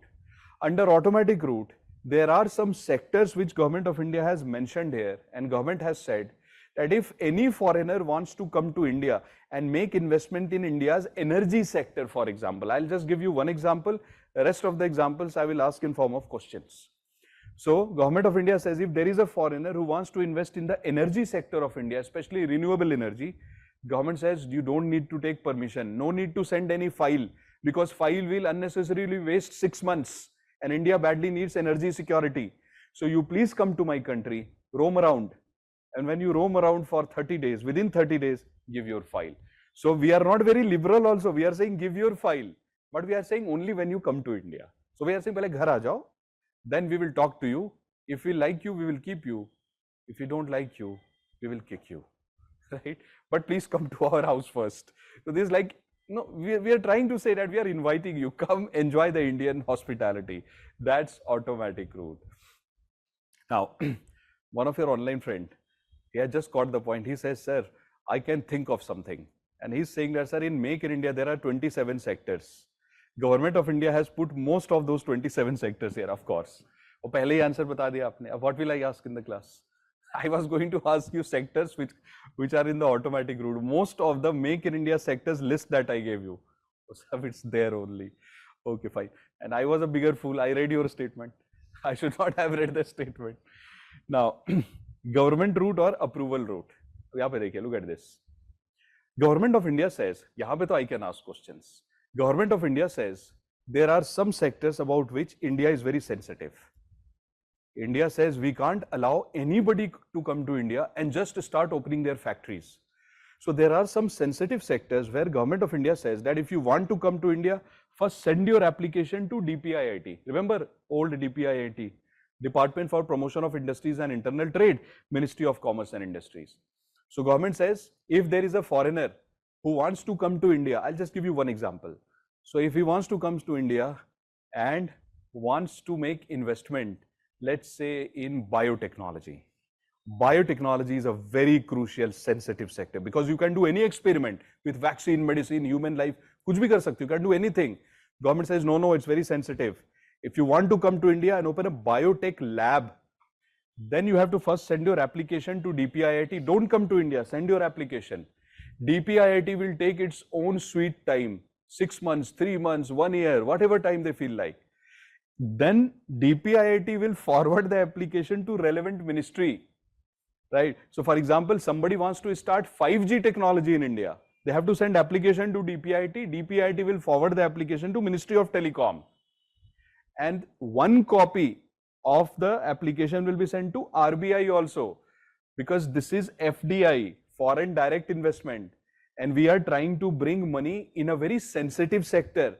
RBI needs to know what is happening there, and then only permission is given if 1, 2, 3, all the 3 say yes, you are allowed. If anybody says no here, your application is rejected, you have to come back again. And you cannot come back again before 3 months. You have to rework. There is a rule, the current rule. And you know what I do before I take your lectures? What I do is, because economy is a very changing kind of subject. So before I take any lecture of yours, I also update myself on data just one day prior to taking your lecture, just to see if anything has changed. You know, by the time I wrote these handouts for you, like a few weeks back, things could have changed. So I just checked yesterday and I found out there's a new rule. This rule was not there earlier. The new rule says, and this rule came in the light of Apple. So the new rule is, if somebody makes an application and the application is rejected here in the government route. So somebody makes an application here and this application is rejected by DPIIT or ministry or RBI. In that case, in India, the rule is, once you are rejected for 3 months, you can't send your application. You have to rework, redesign, think again, take some time. India says, become stable and peaceful, fir wapas aana, don't be restless. That is what India says. So that 3-month rule has come into picture. You will not find it in the original documents written by Government of India in 2014, because this rule was not there. This rule has been created now, because every time somebody was rejected, they used to send the application again. Next day, they used to resend the application. Government used to say, what are you doing? We rejected you. So at least take 3 months to become better and then come back to us. That rule has started. Now, I want to ask a question to you. Yes, SP, they can, because that was related to trade agreement. Things which we put in trade agreements, they are specific to that only. In these things, it could be different. So these things could happen between countries without signing a trade agreement also. So for foreign investment to happen, you don't need trade agreement. Trade agreement is signed so that this time that India takes to give approvals can be reduced. So to make it smooth, we sign trade agreement. But to do this, you don't need a trade agreement. Now focus, I have some questions. आप मुझे बताओ that which sector will you put under automatic route and which sector will you put under government route? Sector number 1. Somebody wants to manufacture missiles in India. So a UK company is manufacturing missiles, I told you. They are manufacturing missiles in UP, in the defense corridor of UP. How would they have taken the permission? Through automatic route or government route? Because if somebody wants to manufacture missiles, you can't tell them that, hey, come to India, roam around, test your sample in some parts of India, and then see how it works. If it works fine, then you please come and open it. We can't do all that, right? So for defense, this is the sector. Now, can you please tell me, if somebody wants to print a newspaper in India, it came in the news, by the way, which sector, under which route will you allow? Automatic route, government route, newspaper, government route. Because if somebody is in the print media, and if you tell them, hey, come to my country, automatic route, you know, print anything you feel like, no problem. Whatever you write will be okay. You understand that this is the age of social media. Internal security will be threatened because you have no idea what the person will write. So you have to do full scrutiny. You have to do a background check. So you have to be very careful. So print media will be here. Can you please tell me, if somebody says, I want to construct roads in this country, infrastructure, general infrastructure, where will you put them? Automatic, because India badly needs roads. India says, road mein kya hi kar loge? You will come roam around in India for 30 days. Give a file to us, we will check the file. So the moment somebody says roads, renewable energy, immediately we'll tell them, health sector, immediately we'll tell them, you don't need to take permission. First come to India, we will talk. But so most of the sectors under Make in India, most of them are covered here, because we are trying to be more open. And rest strategic sectors, as some of your friends are saying, strategic sectors are here, because we need to be a little more careful. Doesn't mean we are not careful here. दोनों में careful हैं, but यहाँ पे we are slightly more careful because 3 agencies are involved, and no agency has absolute veto here. If anybody says that it's no, gone. So if RBI says, I don't like the project, DPIIT cannot say that, no, if I am saying that project should go, it should go. No, it won't happen. Project will be rejected. So 3 layers of scrutiny is there. Have I given you any definition? Nothing? Likhe, please. Achha, just a second, please. Okay, SP, let me read your question. There are things that are included in negative list are the ones in which foreign investment needs to take the government. Oh, okay. One of your online friend has asked, by the way, so good to see that you are applying one chapter in another. The concepts are very good. So one of your online friend is saying, and I think all of you can benefit from this question, that there are things which are included in the negative list of trade. होता है ना negative list? Suppose in the negative list of trade, two countries have mentioned no foreign investment. India says no foreign investment in the negative list. The moment in the negative list you put something, you can never sign these deals now. Between two countries, this will not happen. Because the moment you put something in negative, that means you are saying whether trade agreement or not, the moment I am sensitive to this is a message, I am sensitive, I would not sign any agreement with you related to foreign investment. Maybe I will ban you. So we are declaring these things in the negative list itself. So the moment something becomes a part of negative list, it gives the right to the country. If India has put something in the negative list, now it's our right, because we have conveyed our sensitivities to others that, hey, see, we can ban foreign investment, please do not feel bad, because I'm not trying to hurt you, I'm trying to protect myself. And I'm declaring it, that I will be like this. If you like me, come, otherwise don't come. Now, trade and investment deals are absolutely different. Trade deals are related to movement of goods and services. So trade deals is not necessary that will involve investment. For example, preferential trade agreement does not involve investment. Free trade agreement does not involve investment. They are different, but trade deal might involve investment. But investment deals are separate. So suppose India and Australia decide to sign only investment deal, possible. There is no need of signing a trade deal. So investment deals are different. Investment deals are not any standard deal. It is just an agreement that I will not hurt you when I send money, you don't hurt me when I send money. I say simple things. Please write. Sure. What would be happening to the deals that happen between companies? Like Vedanta had signed a deal with Foxconn to set up a factory of semiconductors. And then it was scrapped. But so where would it start? We will see. Abhi bataunga. Because next thing is that only. When I show you this, you will yourself understand. This is where I'll show you that. So please write under automatic route. Under automatic route,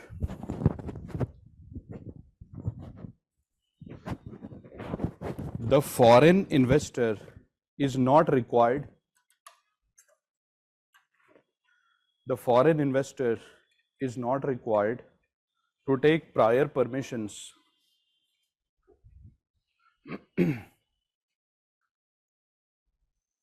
before coming to India. Before coming to India.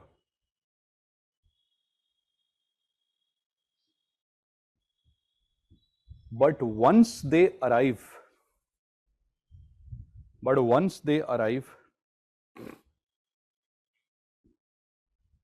they have to inform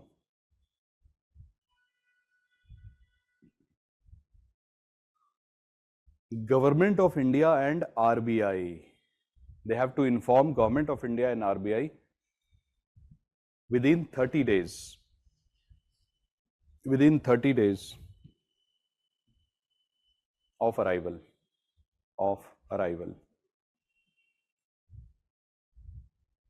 Please put a full stop. Put a full stop, please, guys, and write example. Example, infrastructure sector,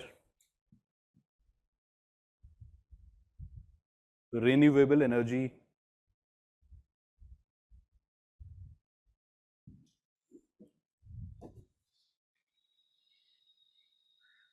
comma, single brand retail,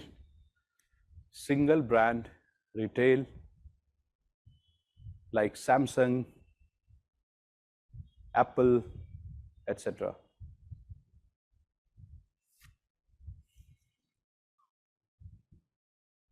Now please write number 2.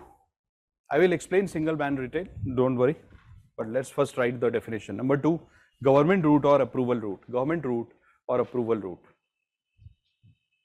Government route or approval route.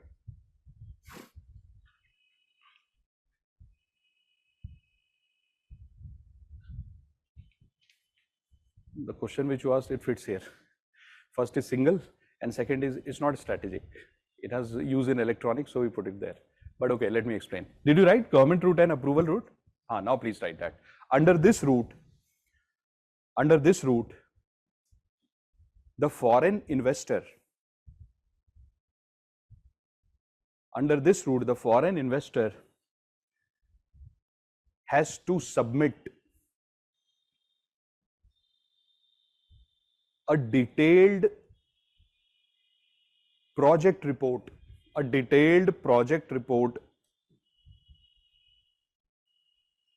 related to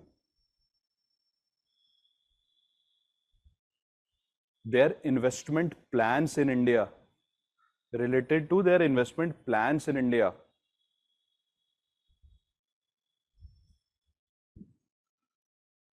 to DPIIT,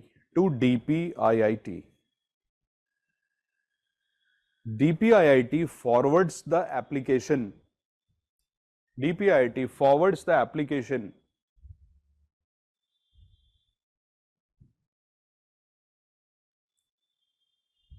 to the relevant ministry or department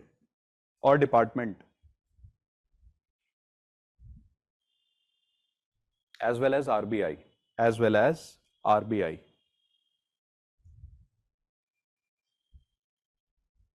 Upon approval from all the agencies,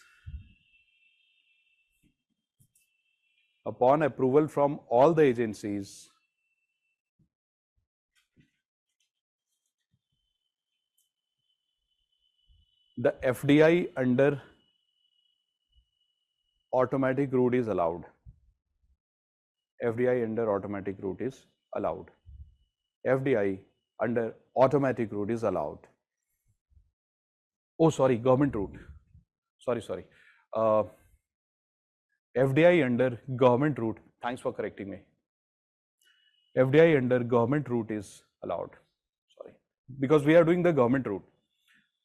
So FDI under government route is allowed. Please put a full stop. Now, so guys, I told you two things. Now let us go a little deeper. Isko samajhte hai. Let's go a little deeper and understand what happened to Apple, what happened to Samsung. No, RD, they are not. We will come to that little later. Abhi nahi. What if I told you that all the three have to agree? They have to agree. If anyone says no, you are rejected. All the three, it's very, very strict. That is why they call us conservative. But I call us as guarded. That we are guarding ourselves, we are not conservative. Every country has the right to guard itself. Now look at this. Chalo isko discuss karte hain. Focus on this one, please. Look carefully. RD abhi to we are not allowing, but in future we might. Isliye I did not decide to teach you depository receipts today. Wo baad mein. We'll do it later. When some advanced level concepts I'll provide you, then only I'll provide you that. Isko dekhiye please. Single brand retail sector. Dhyan se dekhiye, look at it. Let me tell you a debate that happened in the world, and aap batana, you tell me from your side what your opinion related to this debate is, and then I will make you write all these things. It's going to be slightly complicated, because if these things were so simple, all the foreign companies would have come to India. So it's not simple. For government also, it's a big headache. So it's not that simple. Try to understand it layer by layer, slowly, layer by layer. Now see, वैसे भी, let me tell you this, that if these rules and regulations and these things would have been so simple, Tesla would have come to India by now. Apple would have come to India 5 years back, and they would not have criticized India. So things are not that simple that they look on the board. But never mind, we'll make it simple. We'll break it into the most basic level. Now see, that's your Samsung. Now, I remember that there was a debate around, I was reading these parliamentary debates, etc. During my own research, I was reading all these things. So I read a nice debate, and this is very interesting debate that happened in a parliament around 2012. Ab dekho ye debate kya tha? This debate was that in the parliament they were discussing that if a single brand wants to come to India like Samsung, and they want to open a store like this, where they make a promise to India that we will only sell Samsung products. We will not sell any other product. That's called single brand. And they said retail. So they will not indulge in wholesale kind of trade here. It will be directly sold to consumers. B2C, business to consumers. So they said this is what we will do. So should we come to India under automatic route or government route? So this debate happened in the parliament. And in the parliament, there were two type of economists. Ab dhyan se dekhna, two type of economists were there in the parliament. One type of economist said, government don't bring this at all. Government said, why? What's the danger? So they said, government, if you bring them, or if you bring them under automatic route, the problem that will happen in India is a lot of stores will open in India and they will destroy the local Indian companies. Then they said that they will eat up our employment also. They will destroy employment as well. And they are going to destroy not only Indian companies and employment, they will destroy the local trade also. Gafar market will be destroyed because these foreigners will come and they will dominate the market. So this is, don't allow them to come to India through automatic route. In fact, don't even allow them, ban them. There was another set of economists, they said, government, please bring them and make sure that you bring them under automatic route. So government asked them a question, why under automatic route? Because they might be dangerous. So if at all we are bringing them, we can put them under government route so that they file an application to us. We will check what they want to do in India. If we feel they are not a threat, we will bring them. So if we want to bring them, we can put them under government route. But those set of economists asked a question to government. They said, government, some of our friends in the parliament are saying that they will destroy India. They will destroy local Indian companies. Which local Indian company? 2012. Which local Indian company? Micromax, which is 100% Chinese. Lava, Micromax, they are 100% Chinese companies. Oh, even the brand, the logo that is put over that phone, that is also, the stickers are also imported from China. Entire phone is Chinese. There is nothing Indian about it, right? So, which Indian company would have been destroyed in the year 2012 that Samsung would have come to India and they would have wiped out the great Indian company which was, I'm not talking about today, I'm talking about 2012. So those people who are opposing, they said Micromax, etc. Somebody saying Nokia. Nokia is not an Indian company. So it looks Indian just like Bata, but it's not Indian, right? So that point gone. Second point. So some people were saying government don't bring them because they will destroy employment. Government of India says which employment? As if we have created employment in manufacturing. Which employment will be destroyed? If India would have created employment, why do we have a problem of unemployment? We anyway have a problem of unemployment. Employment hai hi nahi, there is no employment. How can you destroy something which doesn't exist? It's a likhna nahi, don't write it in the exam. So which employment are we talking about? So there are no such stores in India of Indian companies. So how can you destroy something which does not exist? So those people who are criticizing, they said, Aisa, there are Indian companies like this, usme Indians are working, they will be destroyed. There is no such Indian company where nobody Indian is working there. How can you destroy it? Second point gone. Third point, they said that they are danger to the Indian economy and India as a whole. How can they be dangerous? As if we are manufacturing some great value-added, very, very sensitive products in India. They will come, they will copy our design. In fact, they are in danger. Because when they came to India, they are called as Samsung. And what will Indians do? Indian engineers, great mind, superb mind, reverse engineering. So imagine this factory in Bangalore, Hyderabad, UP, West Bengal, Odisha, different parts of India, and Indian engineers, super creative. They will just work in this factory for one day and they will say, oh, this is the design. Let us create a startup. Let us remove the word Samsung and let us call it as Insung. Samsung will become Insung, will copy the design, make some cosmetic changes and will say, this is our phone. Now you take care of your health now. We are not in danger, they are in danger. Intellectual property right rules of India is weak. South Korean companies, they are very well protected in their country. When they come to India, they become vulnerable. Apple is scared of coming to India and China. When Apple went to China, they created a company called as Mango. And they copied entire Apple design. And they banned Apple. They said, Apple, we will manufacture your phone in China, but we won't allow you to sell your phone here because we will sell mangoes here. Unbelievable. Right? So we are not in danger at all. They are in danger. Could be anything can happen with them. And tomorrow, if they start to speak a lot, we will tell them you leave the country. The moment they leave, our Insung phone will become very famous.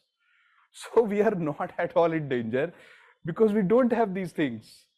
So government of India said, "आप बताओ, shall we bring them or not?" So some wise person told government of India around 2012 that government do one thing. They are single brand retail, bring them and allow them to come to India under automatic route and tell them to come to India and bring whatever money they want to open these stores. Tell them, bring whatever money you want. You want to bring $100 billion, bring it. 100% FDI allowed. Guys, देखो, what is the meaning of 100% FDI? Meaning of 100% FDI is, if a foreigner wants to bring a certain amount of money in India to invest, we don't put restriction, we tell them entire money that you require can be brought from your country. You do not need to raise money from India. Whatever money you require, you bring from your country. 100% FDI allowed under automatic route. Ab dekho what happened because of that. Let's see what happened. So Samsung came to India and Samsung said, government, you told us we can come under automatic route. We are not sending our file to you. We are in India. We are roaming around and we are looking for a place. By the way, they identified Noida as one of the places as well. So there is a factory down south. Yes. And there is I told you, Tamil Nadu, a great friend of South Korea. So there is Tamil Nadu, there is Andhra, now there is Noida. So all these places were identified in 30 days by them. And Samsung told government of India, government, I like these 3 places, I want to open my factory. Government of India said, detailed report, please. They said, yeah, we knew you will ask for report. They gave the report. Now see what government did to them. This is amazing. So first the government called them in CCD. Government said that, come, let us have coffee. Remember CCD, anything can happen there. So Samsung was sitting with the government of India in CCD. Government is reading the report and government says, Samsung, you know, everything is fine. But can you just tell us, how many phones will you sell in India? Samsung said, we are expecting to sell 1 lakh phones a month. Government said 1 lakh phones. The population of our country is 125 crores that time. 125 crores at that, वैसे तो उस time भी it was 140 crore. That is a guarantee. But officially 125 crores. I always say this to all my batches. India is not a country. India is a planet. So Government of India told Samsung, we are a country in 2012 of a population of 125 crores and you are saying that you will sell 1 lakh mobile phones every month. You are going to sell crores of mobile phones in this country because your quality is good and your reputation is good, which means you are looking for a planet, big country like India. So India also has the right to get some benefits from you, business. So Samsung said, what do you want India from me? So conversation started, it kept happening. And because of conversation, 2 years passed. Then comes 2014. Conversation already happening. Now Government of India tells Samsung, Samsung, 2 things. Whatever you sell in India, 30% of that. So if you are selling 100% mobile phones, your point. If you are selling 100% mobile phones, 100 mobile phones, 30 mobile phones must be manufactured within India. So domestic content requirement, local content requirement, 30, so 30% of the manufacturing must happen in India. And the material or the inputs that you are using for that 30% manufacturing must be sourced from Indian MSMEs. It has to be MSMEs. So they said, government, your MSMEs don't manufacture these parts that we use in our factory. Government of India says, what do you think we were doing for last 2 years or 3 years when we were negotiating with you? In these 3 years that India was negotiating with South Korea, the Samsung company, the government of India was boosting the MSMEs to produce those inputs which Samsung requires. And we completed that.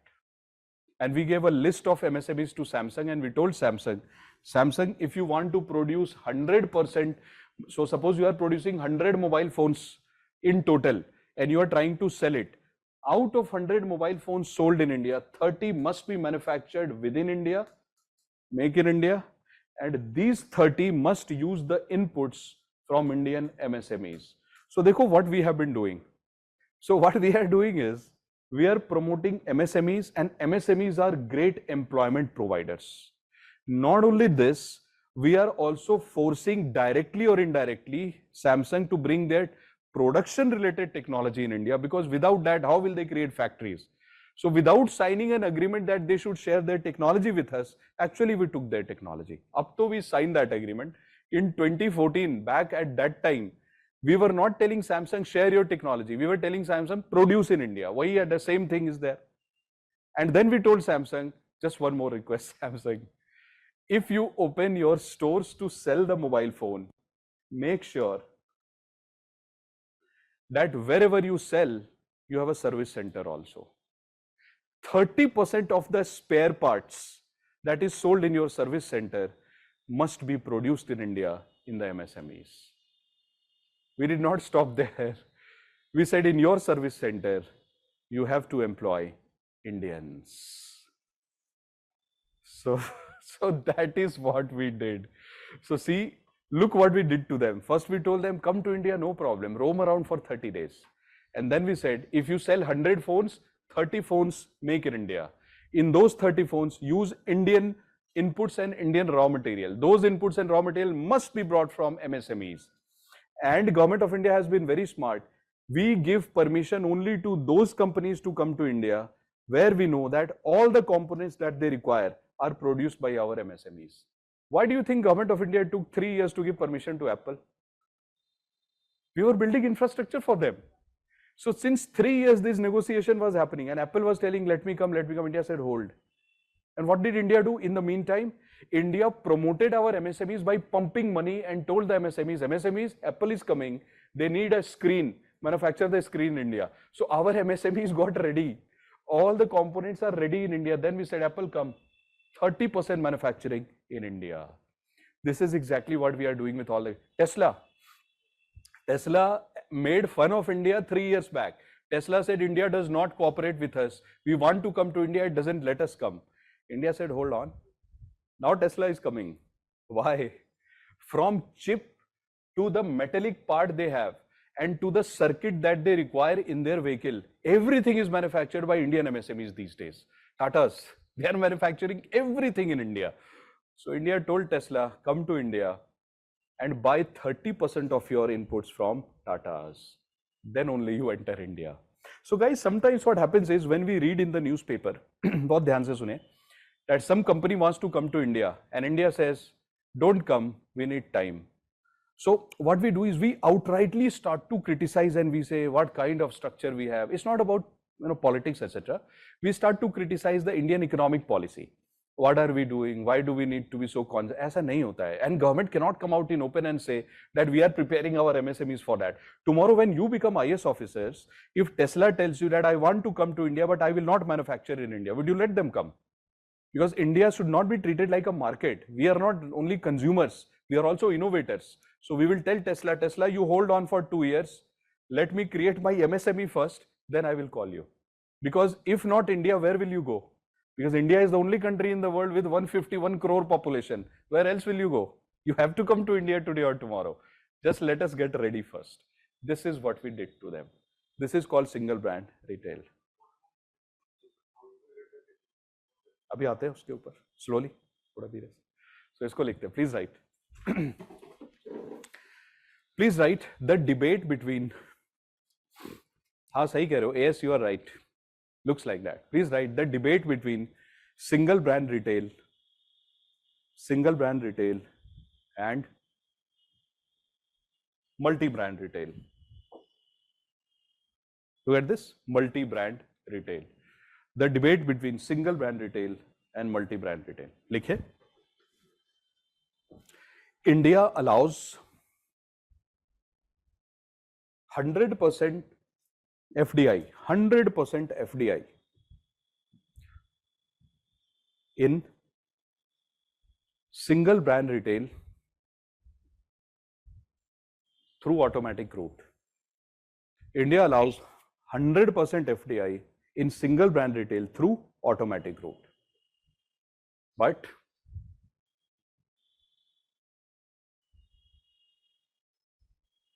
we also impose a condition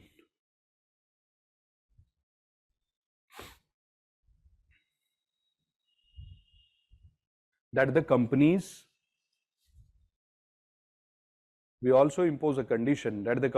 have to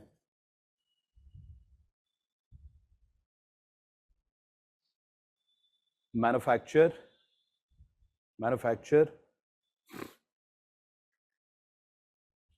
in India,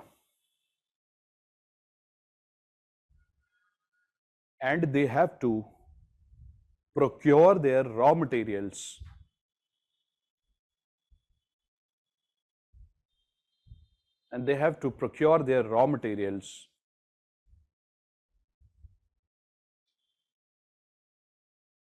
especially from Indian MSMEs.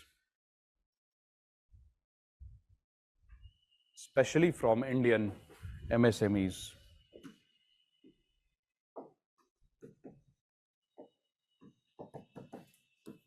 Currently,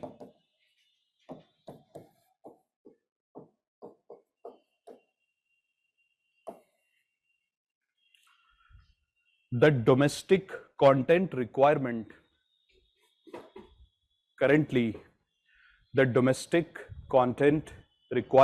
DCR, for single brand retail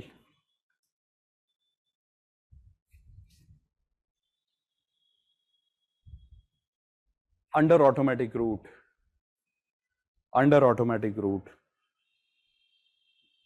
is 30%, if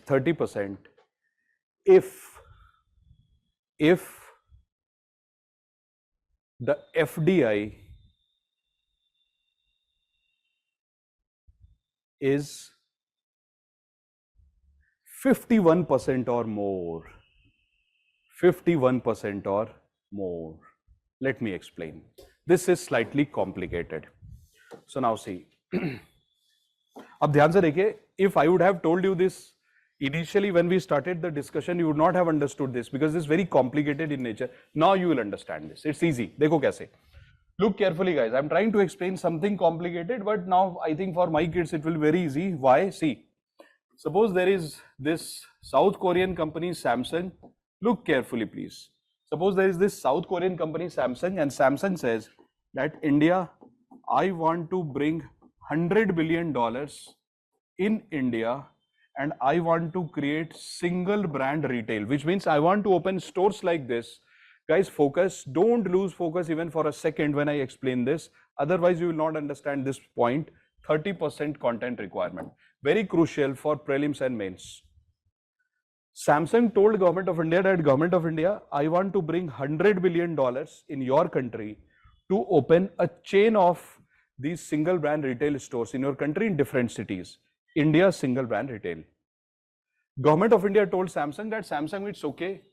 You can bring your $100 billion as FDI under automatic route, which means that you do not need to take prior permission. Under automatic route, you can directly come and bring your entire $100 billion. So guys, whenever somebody makes a proposal that I want to bring this much money, and if we allow them and tell them that you can bring entire cash from your country, you do not need to come to India and borrow money. Bring your cash from your country. This is called as 100% FDI. So we allowed Samsung and we said, Samsung, you can bring 100% FDI. That's your requirement. You please bring it under automatic route. So 100% FDI under automatic route. The moment they came to India, we said, Samsung, in India, the rule is if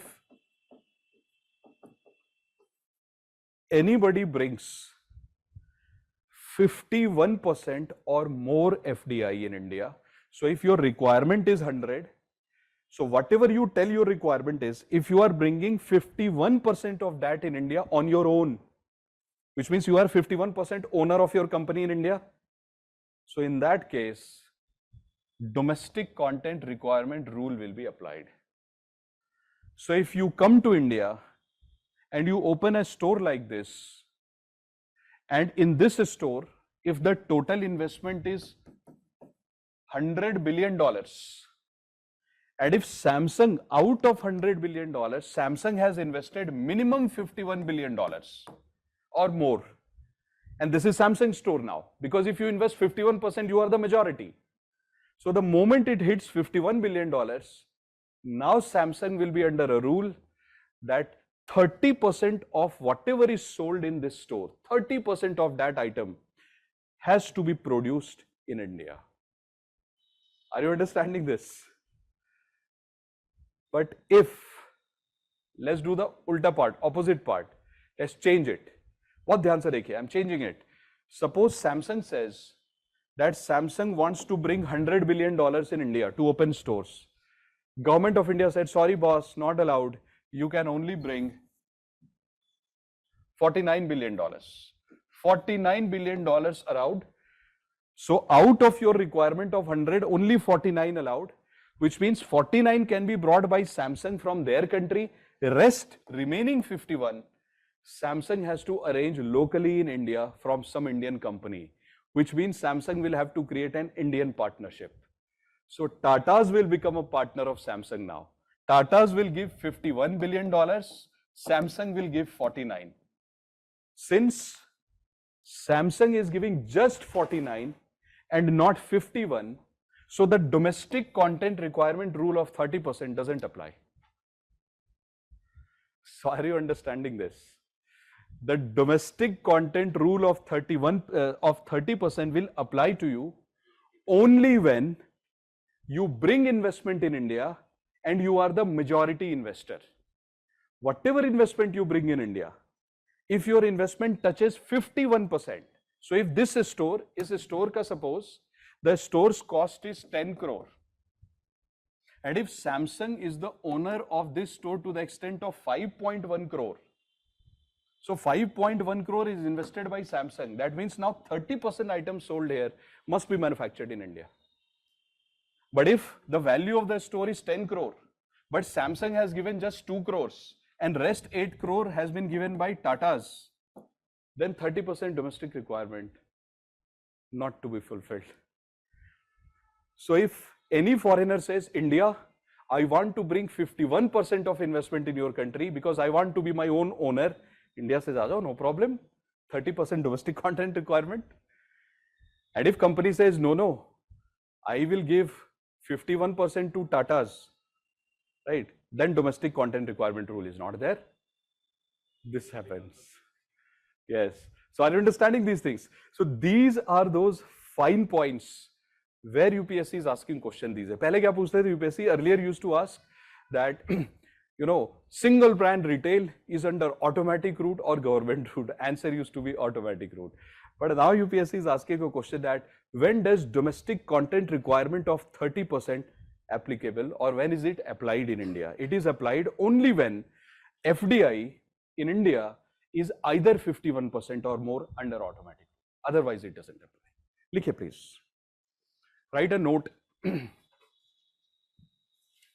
Write a note. Mukesh, the doubts are always correct. It's just that the cases could be different. So these are all examples. But yes, the example fits here. So please write note. Single brand retail. But your example is correct, Mukesh. Single brand retail. Write a note. Single brand retail was allowed in India under automatic route. Was allowed in India under automatic route. Yes, PK, correct. Was allowed in India under automatic route with an intention of getting foreign capital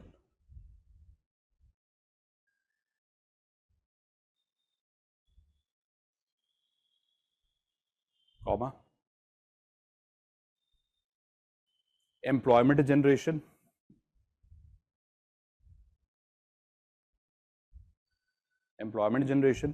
comma promoting Indian MSMEs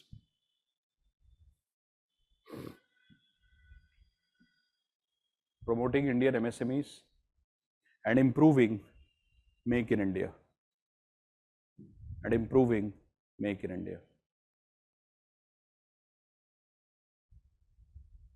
Change the paragraph. अब देखो, let me show you a case. You will understand what is the difference between these two. यहाँ पे देखिए, this is Walmart, single brand, multi-brand, because I'll tell you the story of Walmart and what they do, and once you listen to the story, you yourself will understand what I will make you write in this through story. Simple story बताता हूँ आपको. Very simple story, no complications at all, but great message hidden behind the story. सुनिए. Now, guys, everybody needs water, huh? Developing country needs water, developed country needs water. So if you go to Walmart and tell Walmart, do you have a water bottle? So Walmart will tell you, yeah, we have water bottle from 50 different brands of the world. So guys, what will Walmart do? Walmart will come to India and Walmart will start to sell water bottles there. And if you ask for one simple water bottle, say one water bottle, please. They will say, sir, why do you need one water bottle? We have 50 different companies selling water bottles in our brand. So please tell us which company or which brand do you want? You will say 50 brands. Now, you understand that if you buy a water bottle today in Indian market, its price is 20 rupees a liter. General price 20 rupees a liter. If you go to Walmart, same water bottle, the Bisleri water bottle that we buy, so its price in Walmart will be 7 rupees a liter, not 20 rupees a liter. So why Walmart is able to sell the Bisleri water bottle for 7 rupees, 10 rupees or 9 rupees? The packaging will be slightly different. So for example, instead of a straight water bottle, it will be more conical in nature. Water will be same. And if you ask Walmart that, Walmart, why are your prices so low? They will say, because our cost of manufacturing is low. They justify it. So they will tell you that what do we do? Our cost of manufacturing is very low. So we are selling it at 10 rupees, no problem. So outside market, if you go to the grocery store of India, in the local market, the cost of Bisleri water bottle is 20 rupees a liter. Walmart is selling it for 10 rupees a liter. I'll tell you how they do that. Dekho, Walmart has stores across the world. So the number of water bottles sold by Walmart across the world, every day, they sell almost 5 lakh water bottles. 5 lakhs. So what they do is, they will come to a country like India, developing country, and they will find that there is a nice company which manufactures water bottle. So we are a very good developing economy in the sense that our market is good. There are more companies we promote. So they will come to India and they will say, Bisleri, we have heard a lot about you. So can you do this thing, Bisleri? Can you manufacture 5 lakh water bottles for us every day? Bisleri says, I don't do that. I normally manufacture 5 lakh water bottles in 1 month. Walmart tells them, no, do it in 1 day. Expand your factory size. The moment Bisleri expands the factory size and Bisleri starts to manufacture 5 lakh water bottles a day, example. So when you are expanding the factory and you are producing so many things in the same factory, increase the quantity. What happens? Cost of production comes down. Because in the same 24 hours, now you are manufacturing more, same workers are working for you. You're not appointing new workers, same workers will work for you. You'll make them work extra time and you will save some salary. If you appoint 2 workers, you have to give double salary. 1 worker, give little extra benefit and they will work for you double time. That is what they do in developing country like India. So what do? They save cost, they increase the production. Once production increases, cost comes down, called as economies of scale, which I taught you in the first 2 lectures. Once the cost comes down, now the same company Bisleri, which sells its water bottles to our local grocery stores for 15 rupees, it sells that water bottle for 5 rupees to Walmart. So Walmart will get the water bottle for 5 rupees. And to avoid the Indian authorities, Walmart will tell Bisleri, change the bottle design. So that the bottle doesn't look same. Because if the bottle design is same, Indian authorities will say that Bisleri, you are cheating the Indian customers. You are giving same bottle to Walmart for 5 rupees, same bottle to Indian grocery stores for 10 rupees. This is not fair. So they change the bottle design just a little bit and they will start to sell the bottles in their store for only 10 rupees. And why can they sell it for 10 rupees? Because Walmart bought the bottles for 5. They are selling it for 10. They are still making profit. Now what happens? Over a period of time, the local grocery stores which are located near Walmart in a country like India will be shut down. Shut down? No. Shutting down is to fir bhi is okay. Because if something is shut down, you can reopen it. They'll be wiped out. Their name and their traces will be wiped out forever. There will be no grocery store near Walmart. In that entire area, there is nothing called grocery store now. So it's completely wiping out. When local stores are wiped out, local market is also wiped out. Local traders, local wholesalers, retailers, gone. And you very well understand that in every grocery store of India, you will see one Chotu working. And that Chotu provides 10,000, 15,000 rupees to his parents and family for survival. Ab socho what happens to that guy, right? A 20-year-old guy who has no degree, no education, at least I'm not saying he is getting the best of employment in a grocery store, but at least he is having livelihood. If we cannot provide a better opportunity to that person, do we have the right to snatch away whatever little that person has? But isse to snatch away, we are snatching it away. And what are we giving to the society in return? Some more brands to the consumers. Is that the objective of having a government in this country? That you give more brands to public and you destroy the livelihood of people who work in the grocery stores? Government of India said, "Ye nahi karna, we can't do that." So irrespective of political parties, whosoever ruled India, let me tell you one good thing about the political parties. Whosoever has ruled India in terms of political parties, they have one thing in common. All of them said, we will not allow multi-brand retail like Walmart in India under automatic rule. All of them agreed to this, which is good. In fact, I support it as well. Now, if I say that I support it, you might feel that this guy is acting like a conservative. It's not about being conservative. And I told you that all the political parties have similar stand in this. They say, we are not ready for this. We are not banning them. We put them under government route. And we have told Walmart that Walmart, if you want to come to India, we will allow you to become 51% owner in India, rest 49%, you will have to become partner with an Indian company. So what did Walmart do? So if Walmart wants to come to India and Walmart wants to open these stores, 51% FDI, this is 51% ownership means FDI. 51% FDI has been allowed to Walmart under government route. 51% FDI we have allowed, which means if they require 100 rupees in India, they can bring 51 rupees from their country, rest 49 they have to take from some Indian companies like Flipkart. Like example, Flipkart. So Starbucks and Tatas. Because if you want to sell anything in India, if government of India says, no, you cannot bring more than a certain amount, you have to bring Indian partners. Like one example which you are giving, like Vedanta and Foxconn. So whenever you hear, abhi aap dekh rahe ho, what is happening in India? Apple and Tatas have become partners. Right? Why Apple and Tatas have become partners? Who will manufacture the Apple phones in India? Pata hai aapko? Tatas will manufacture it. Local Indian manufacturing. So whenever multi-brands want to come to India, government goes to them and tells them, Mr. Multi-brand Walmart, if you want to come to India, FDI 51% will be allowed. You will become 51% owner of the Indian Walmart, but 49% owner of your Walmart company in India will be local Indian businessman. Some Indian company will become 49% owner, then only we will allow you to come. Why? By doing this, at least we are trying to say, guarded approach, we are trying to say that this Indian business partner will make sure that they don't become predatory and they don't start to kill the local Indian market because Indian companies available here. That is what we are trying to protect. Where Walmart told us that government of India, there is one problem. If you don't allow us to bring more than 51% money from our country, why should we come to your country? We said, don't come. Because India is sufficient. India has 150 crore people, we'll manage. You need us. We need you, but you also need us. And in fact, we don't need you. Because if you are bringing more variety, today or tomorrow, India will manufacture it. If we can send Chandrayaan, we can manufacture biscuits also. So don't worry. By the way, congratulations. Chandrayaan has entered the moon orbit.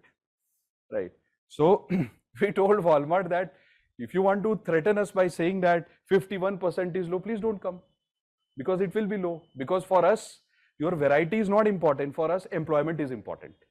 So we adopted that approach. We said, we will allow you 51%. This is good enough. You are the owner, 51% majority.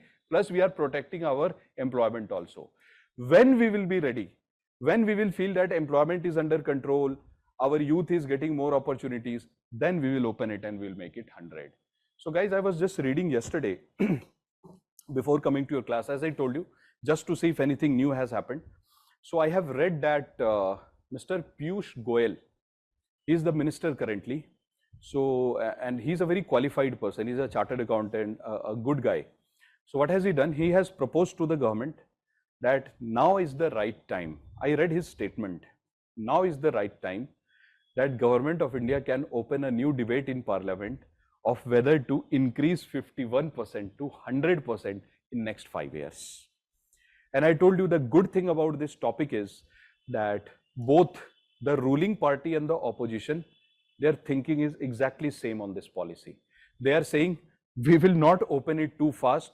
We will be conservative for some time. When we feel things are okay, then only we'll open. So Mr. Piyush Goyal has suggested that we should at least start the debate. If in 5 years we are ready, we should open it.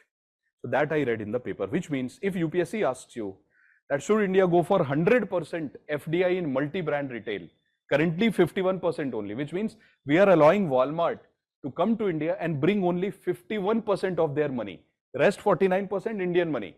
So if UPSC will ask you, is it right time to open it? We will say, and we should say, based on the current realities of the economy, looking at the unemployment scenario in India, and we are also trying to promote our local brands, this is not the right time. We should open it, but only gradually. This is what we should do. And if UPSC says, is India becoming conservative? We should say, no, we are not becoming conservative. We are adopting a guarded approach after COVID because economic revival is important. And we can be called as conservative if we would be the only country doing this. Then you are conservative. But if everybody is protecting itself, India is also protecting itself, everybody has the right to do that. But if India says we will never open it, that's conservative. India says we will when the time comes. Yes, this is what we will write in the exam. So please write. It has been observed globally. Likhe, I am giving you a standard answer, by the way. Please write. It has been observed globally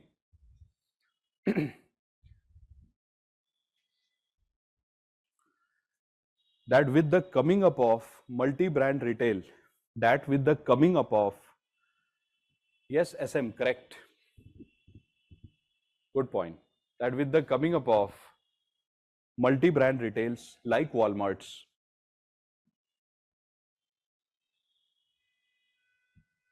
the local trade, business,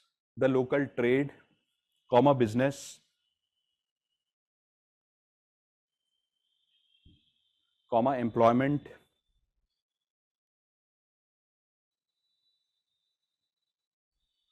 is negatively impacted.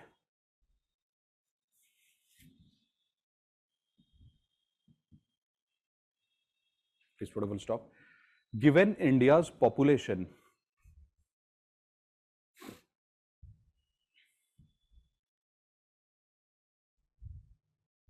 and issues related to unemployment,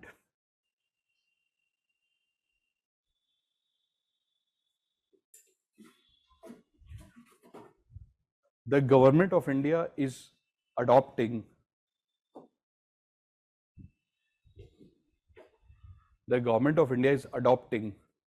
a guarded approach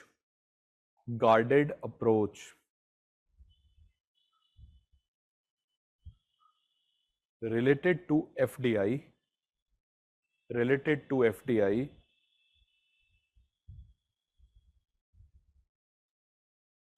in multi-brand retail.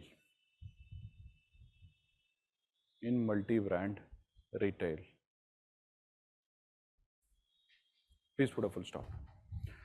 Now, I have decided that just like for some topics where I feel that mains questions can be created, so I'm slowly giving you answer practice like we had a session long back. During the lecture also, you would have seen during industries, I gave you answers. This is one topic where I'm expecting a mains question also in future. So once we complete this topic, not this week, so tomorrow we have decided upon 2 different topics. Tomorrow we'll be doing 2 topics for mains, answer writing in the class. Next week, so I have decided that every week we'll try to do something related to it. So next week, we'll take up this topic when you would have got enough of time to absorb and revise it. Then I will make you practice some out-of-box kind of questions which UPSC can create in the mains. Today we are doing normal questions. One day out-of-box, slightly odd questions where UPSC would try to see if you are biased or not. They would try to judge your political inclinations and how harsh or aggressive you can become as an IS officer. So those kind of questions we will see. So we will tone down ourselves and we will write balanced answer in the class. We won't be aggressive, but uske liye some training is required. Come back here, please. And I want to show you something. Look carefully, please, and rapid fire. Some questions here. Can you please tell me, if Mr. Elon Musk wants to come to India, he can come as FII or FDI? He can come as FDI. Mr. Elon Musk cannot directly come as FII.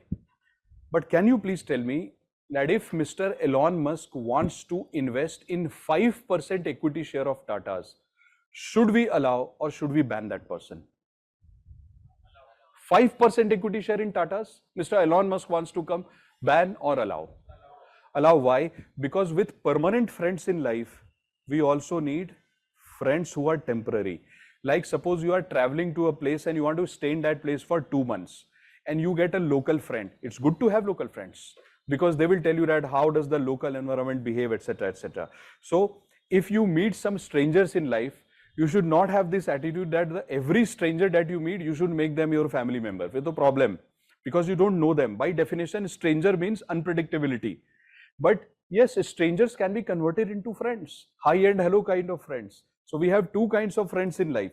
One whom we call when we are in trouble and we tell them, friend, now is the time, please help. They are our chuddy buddies, right? Very close friends. Then there are friends with whom we want to go out and watch movies. They are not our permanent friends. They are not our deep friends. We don't share our vulnerabilities with them. We just tell them, I'm in a mood to watch movie. Will you also come? That's it. Right? Two friends are there in life. Both are important. Both are equally important, I'm telling you. Because a friend who is serious all the time, who tells you, study, prepare for UPSC, that friend will never let you watch movie. But once in 6 months you want to watch a movie, where will you go? Hi and hello friend. Right? Usi tarah, FII is that hi and hello friend. Sometimes we want temporary money also for 6 months, 7 months, 8 months. It's fine. It's okay to have that. But then we also want permanent, long-term money. But if Mr. Elon Musk says that before I become FDI in your country, I want to come to India and I want to see how you treat me. So I want to buy 5% equity share of Tata's. How will he do that? He will first buy any shares in the unlisted form, which will be able to politically become FDI, and then he can. That could be one method. Another method. Okay.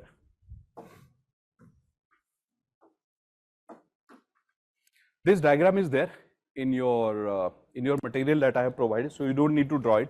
Iske upar I will give you dictations, but let me first explain how beautiful the concept has been created in India by the respective governments, because this thing did not evolve in 1 year.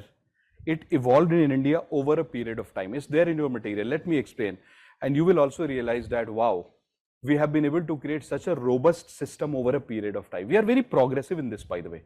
India is very, very progressive, and we have done really well in terms of FDI over the years. I explain karta hu. And I really like this kind of concept that government has created over last 30-40 years. Dekhiye. See what happened is, but you have to listen to it very peacefully and you have to absorb it because there are so many dimensions. Aram se absorb kijiye, I tell you a story. Now see what happened is, there is a Citibank. Citibank is an institution. Citibank said, I want to come to India and invest. Since it is institution, it can easily go to SEBI. So Citibank went to SEBI and said, SEBI, I want to become your FII, which means I want to invest in 6% equity shares of Indian company. 6% means less than 10. So SEBI said, okay, let me check you, verify you. SEBI gave certificate. Citibank became FII. Now Citibank can directly come and invest in capital market, no problem. What happened is, Mr. Bill Gates, he is Mr. Bill Gates, high net worth individual. Mr. Bill Gates said that I also want to invest in India. But Mr. Bill Gates cannot. He cannot invest 6% equity share, but he wants to invest 6% equity share. He cannot. So what did SEBI tell Mr. Bill Gates? SEBI told that, Mr. Bill Gates, you do one thing. Because if we don't listen to Mr. Bill Gates, you know what he will do? There are many rich people in the world. They will go to China and Brazil and India will be deprived of their funds. So SEBI told Mr. Bill Gates that, Mr. Bill Gates, do one thing, you please go to an existing FII, any existing FII of your choice, whom SEBI has given certificate. So for example, Mr. Bill Gates came to Citibank, and Mr. Bill Gates told Citibank that, Citibank, I have some cash. So this is the cash of Mr. Bill Gates. So see, what did he do? He took the cash, he gave it to Citibank. Citibank deposited this cash in an account with Citibank called as sub-account.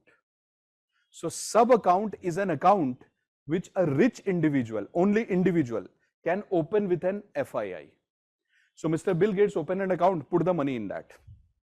The moment he put the money, now this Citibank contacted SEBI and said, hi SEBI, there is a guy called as Mr. Bill Gates, these are his details, this is his business, and he has paid taxes on time, blah, blah, blah. All the details of Mr. Bill Gates are shared by Citibank with SEBI.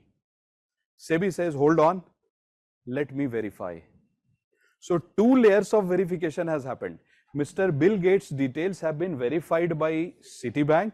Second verification happens at SEBI. So 2 verifications happen, and if SEBI likes him, then SEBI says, okay, whatever money Mr. Gates has given to FII, invest it in India. Done. Now Mr. Bill Gates' money has been invested in India. Suppose he makes a profit, as a profit, dekho.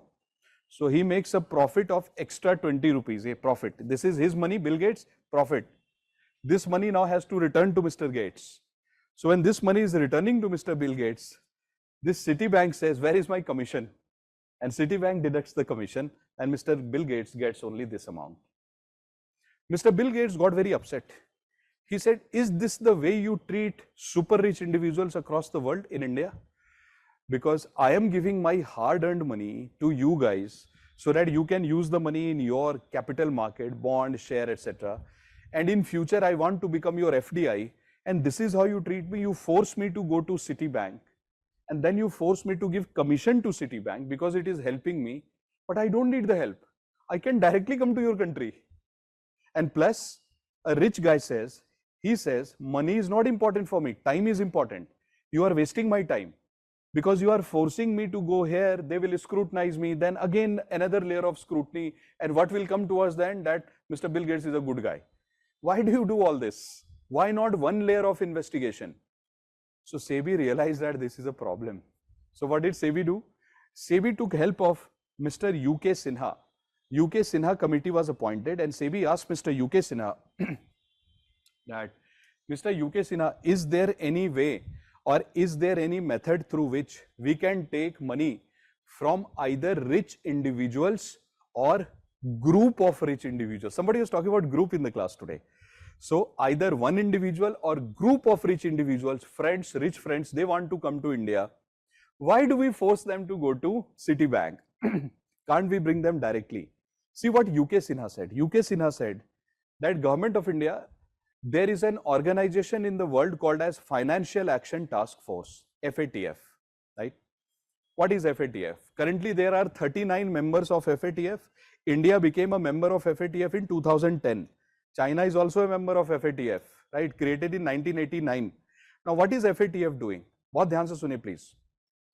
If a country becomes the member of Financial Action Task Force, FATF, then you have to make 3 promises to FATF. What is the first promise? That you will not indulge in creation and promotion of black money. So black money, money laundering, it doesn't mean that in your country black money should not be there. It means Government of India should not support it. That's number 1. Number 2, you will not finance terrorist activities. Means government should not finance terrorist activities. Number 3, you should not indulge in creation of weapons of mass destruction. Which means Government of India should not deliberately create COVID virus or weapons of mass destruction. China can do it, India should not, right? So if you are a member of FATF, you cannot do these 3 things.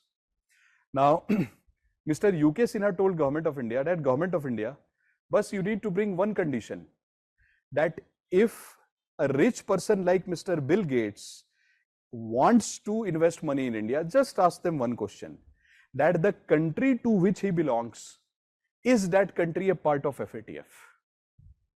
Because Mr. Bill Gates is from USA, if USA is a part of FATF, that means USA is taking enough of action and preventing people like Mr. Bill Gates to do three things: black money, terrorism, and weapons of mass destruction.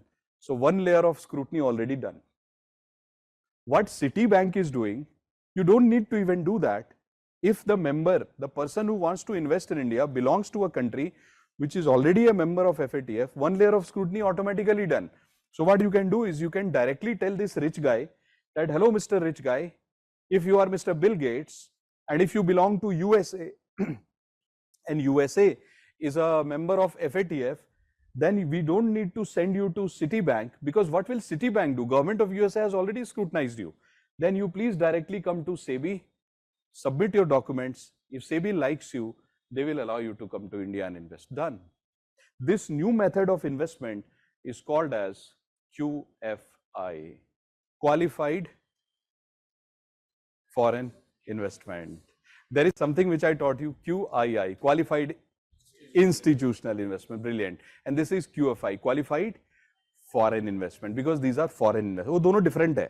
So Qualified Foreign Investment is a method through which these foreign investors, either individuals or group of individuals, they can directly invest in India after taking the permission of SEBI if they belong to a country which is a member of FATF. So ऐसे करके we created this. Now guys, please have a look at the board and please tell me, and फटाफट मुझे बताइए, Mr. Bill Gates wants to invest in India. Under which of these three methods can he invest? Can he become FII of India? Can Mr. Bill Gates become FII of India? No.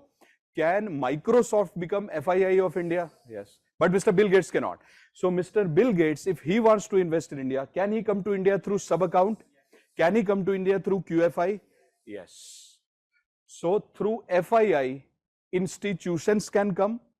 Through sub-account and QFI, individuals can come.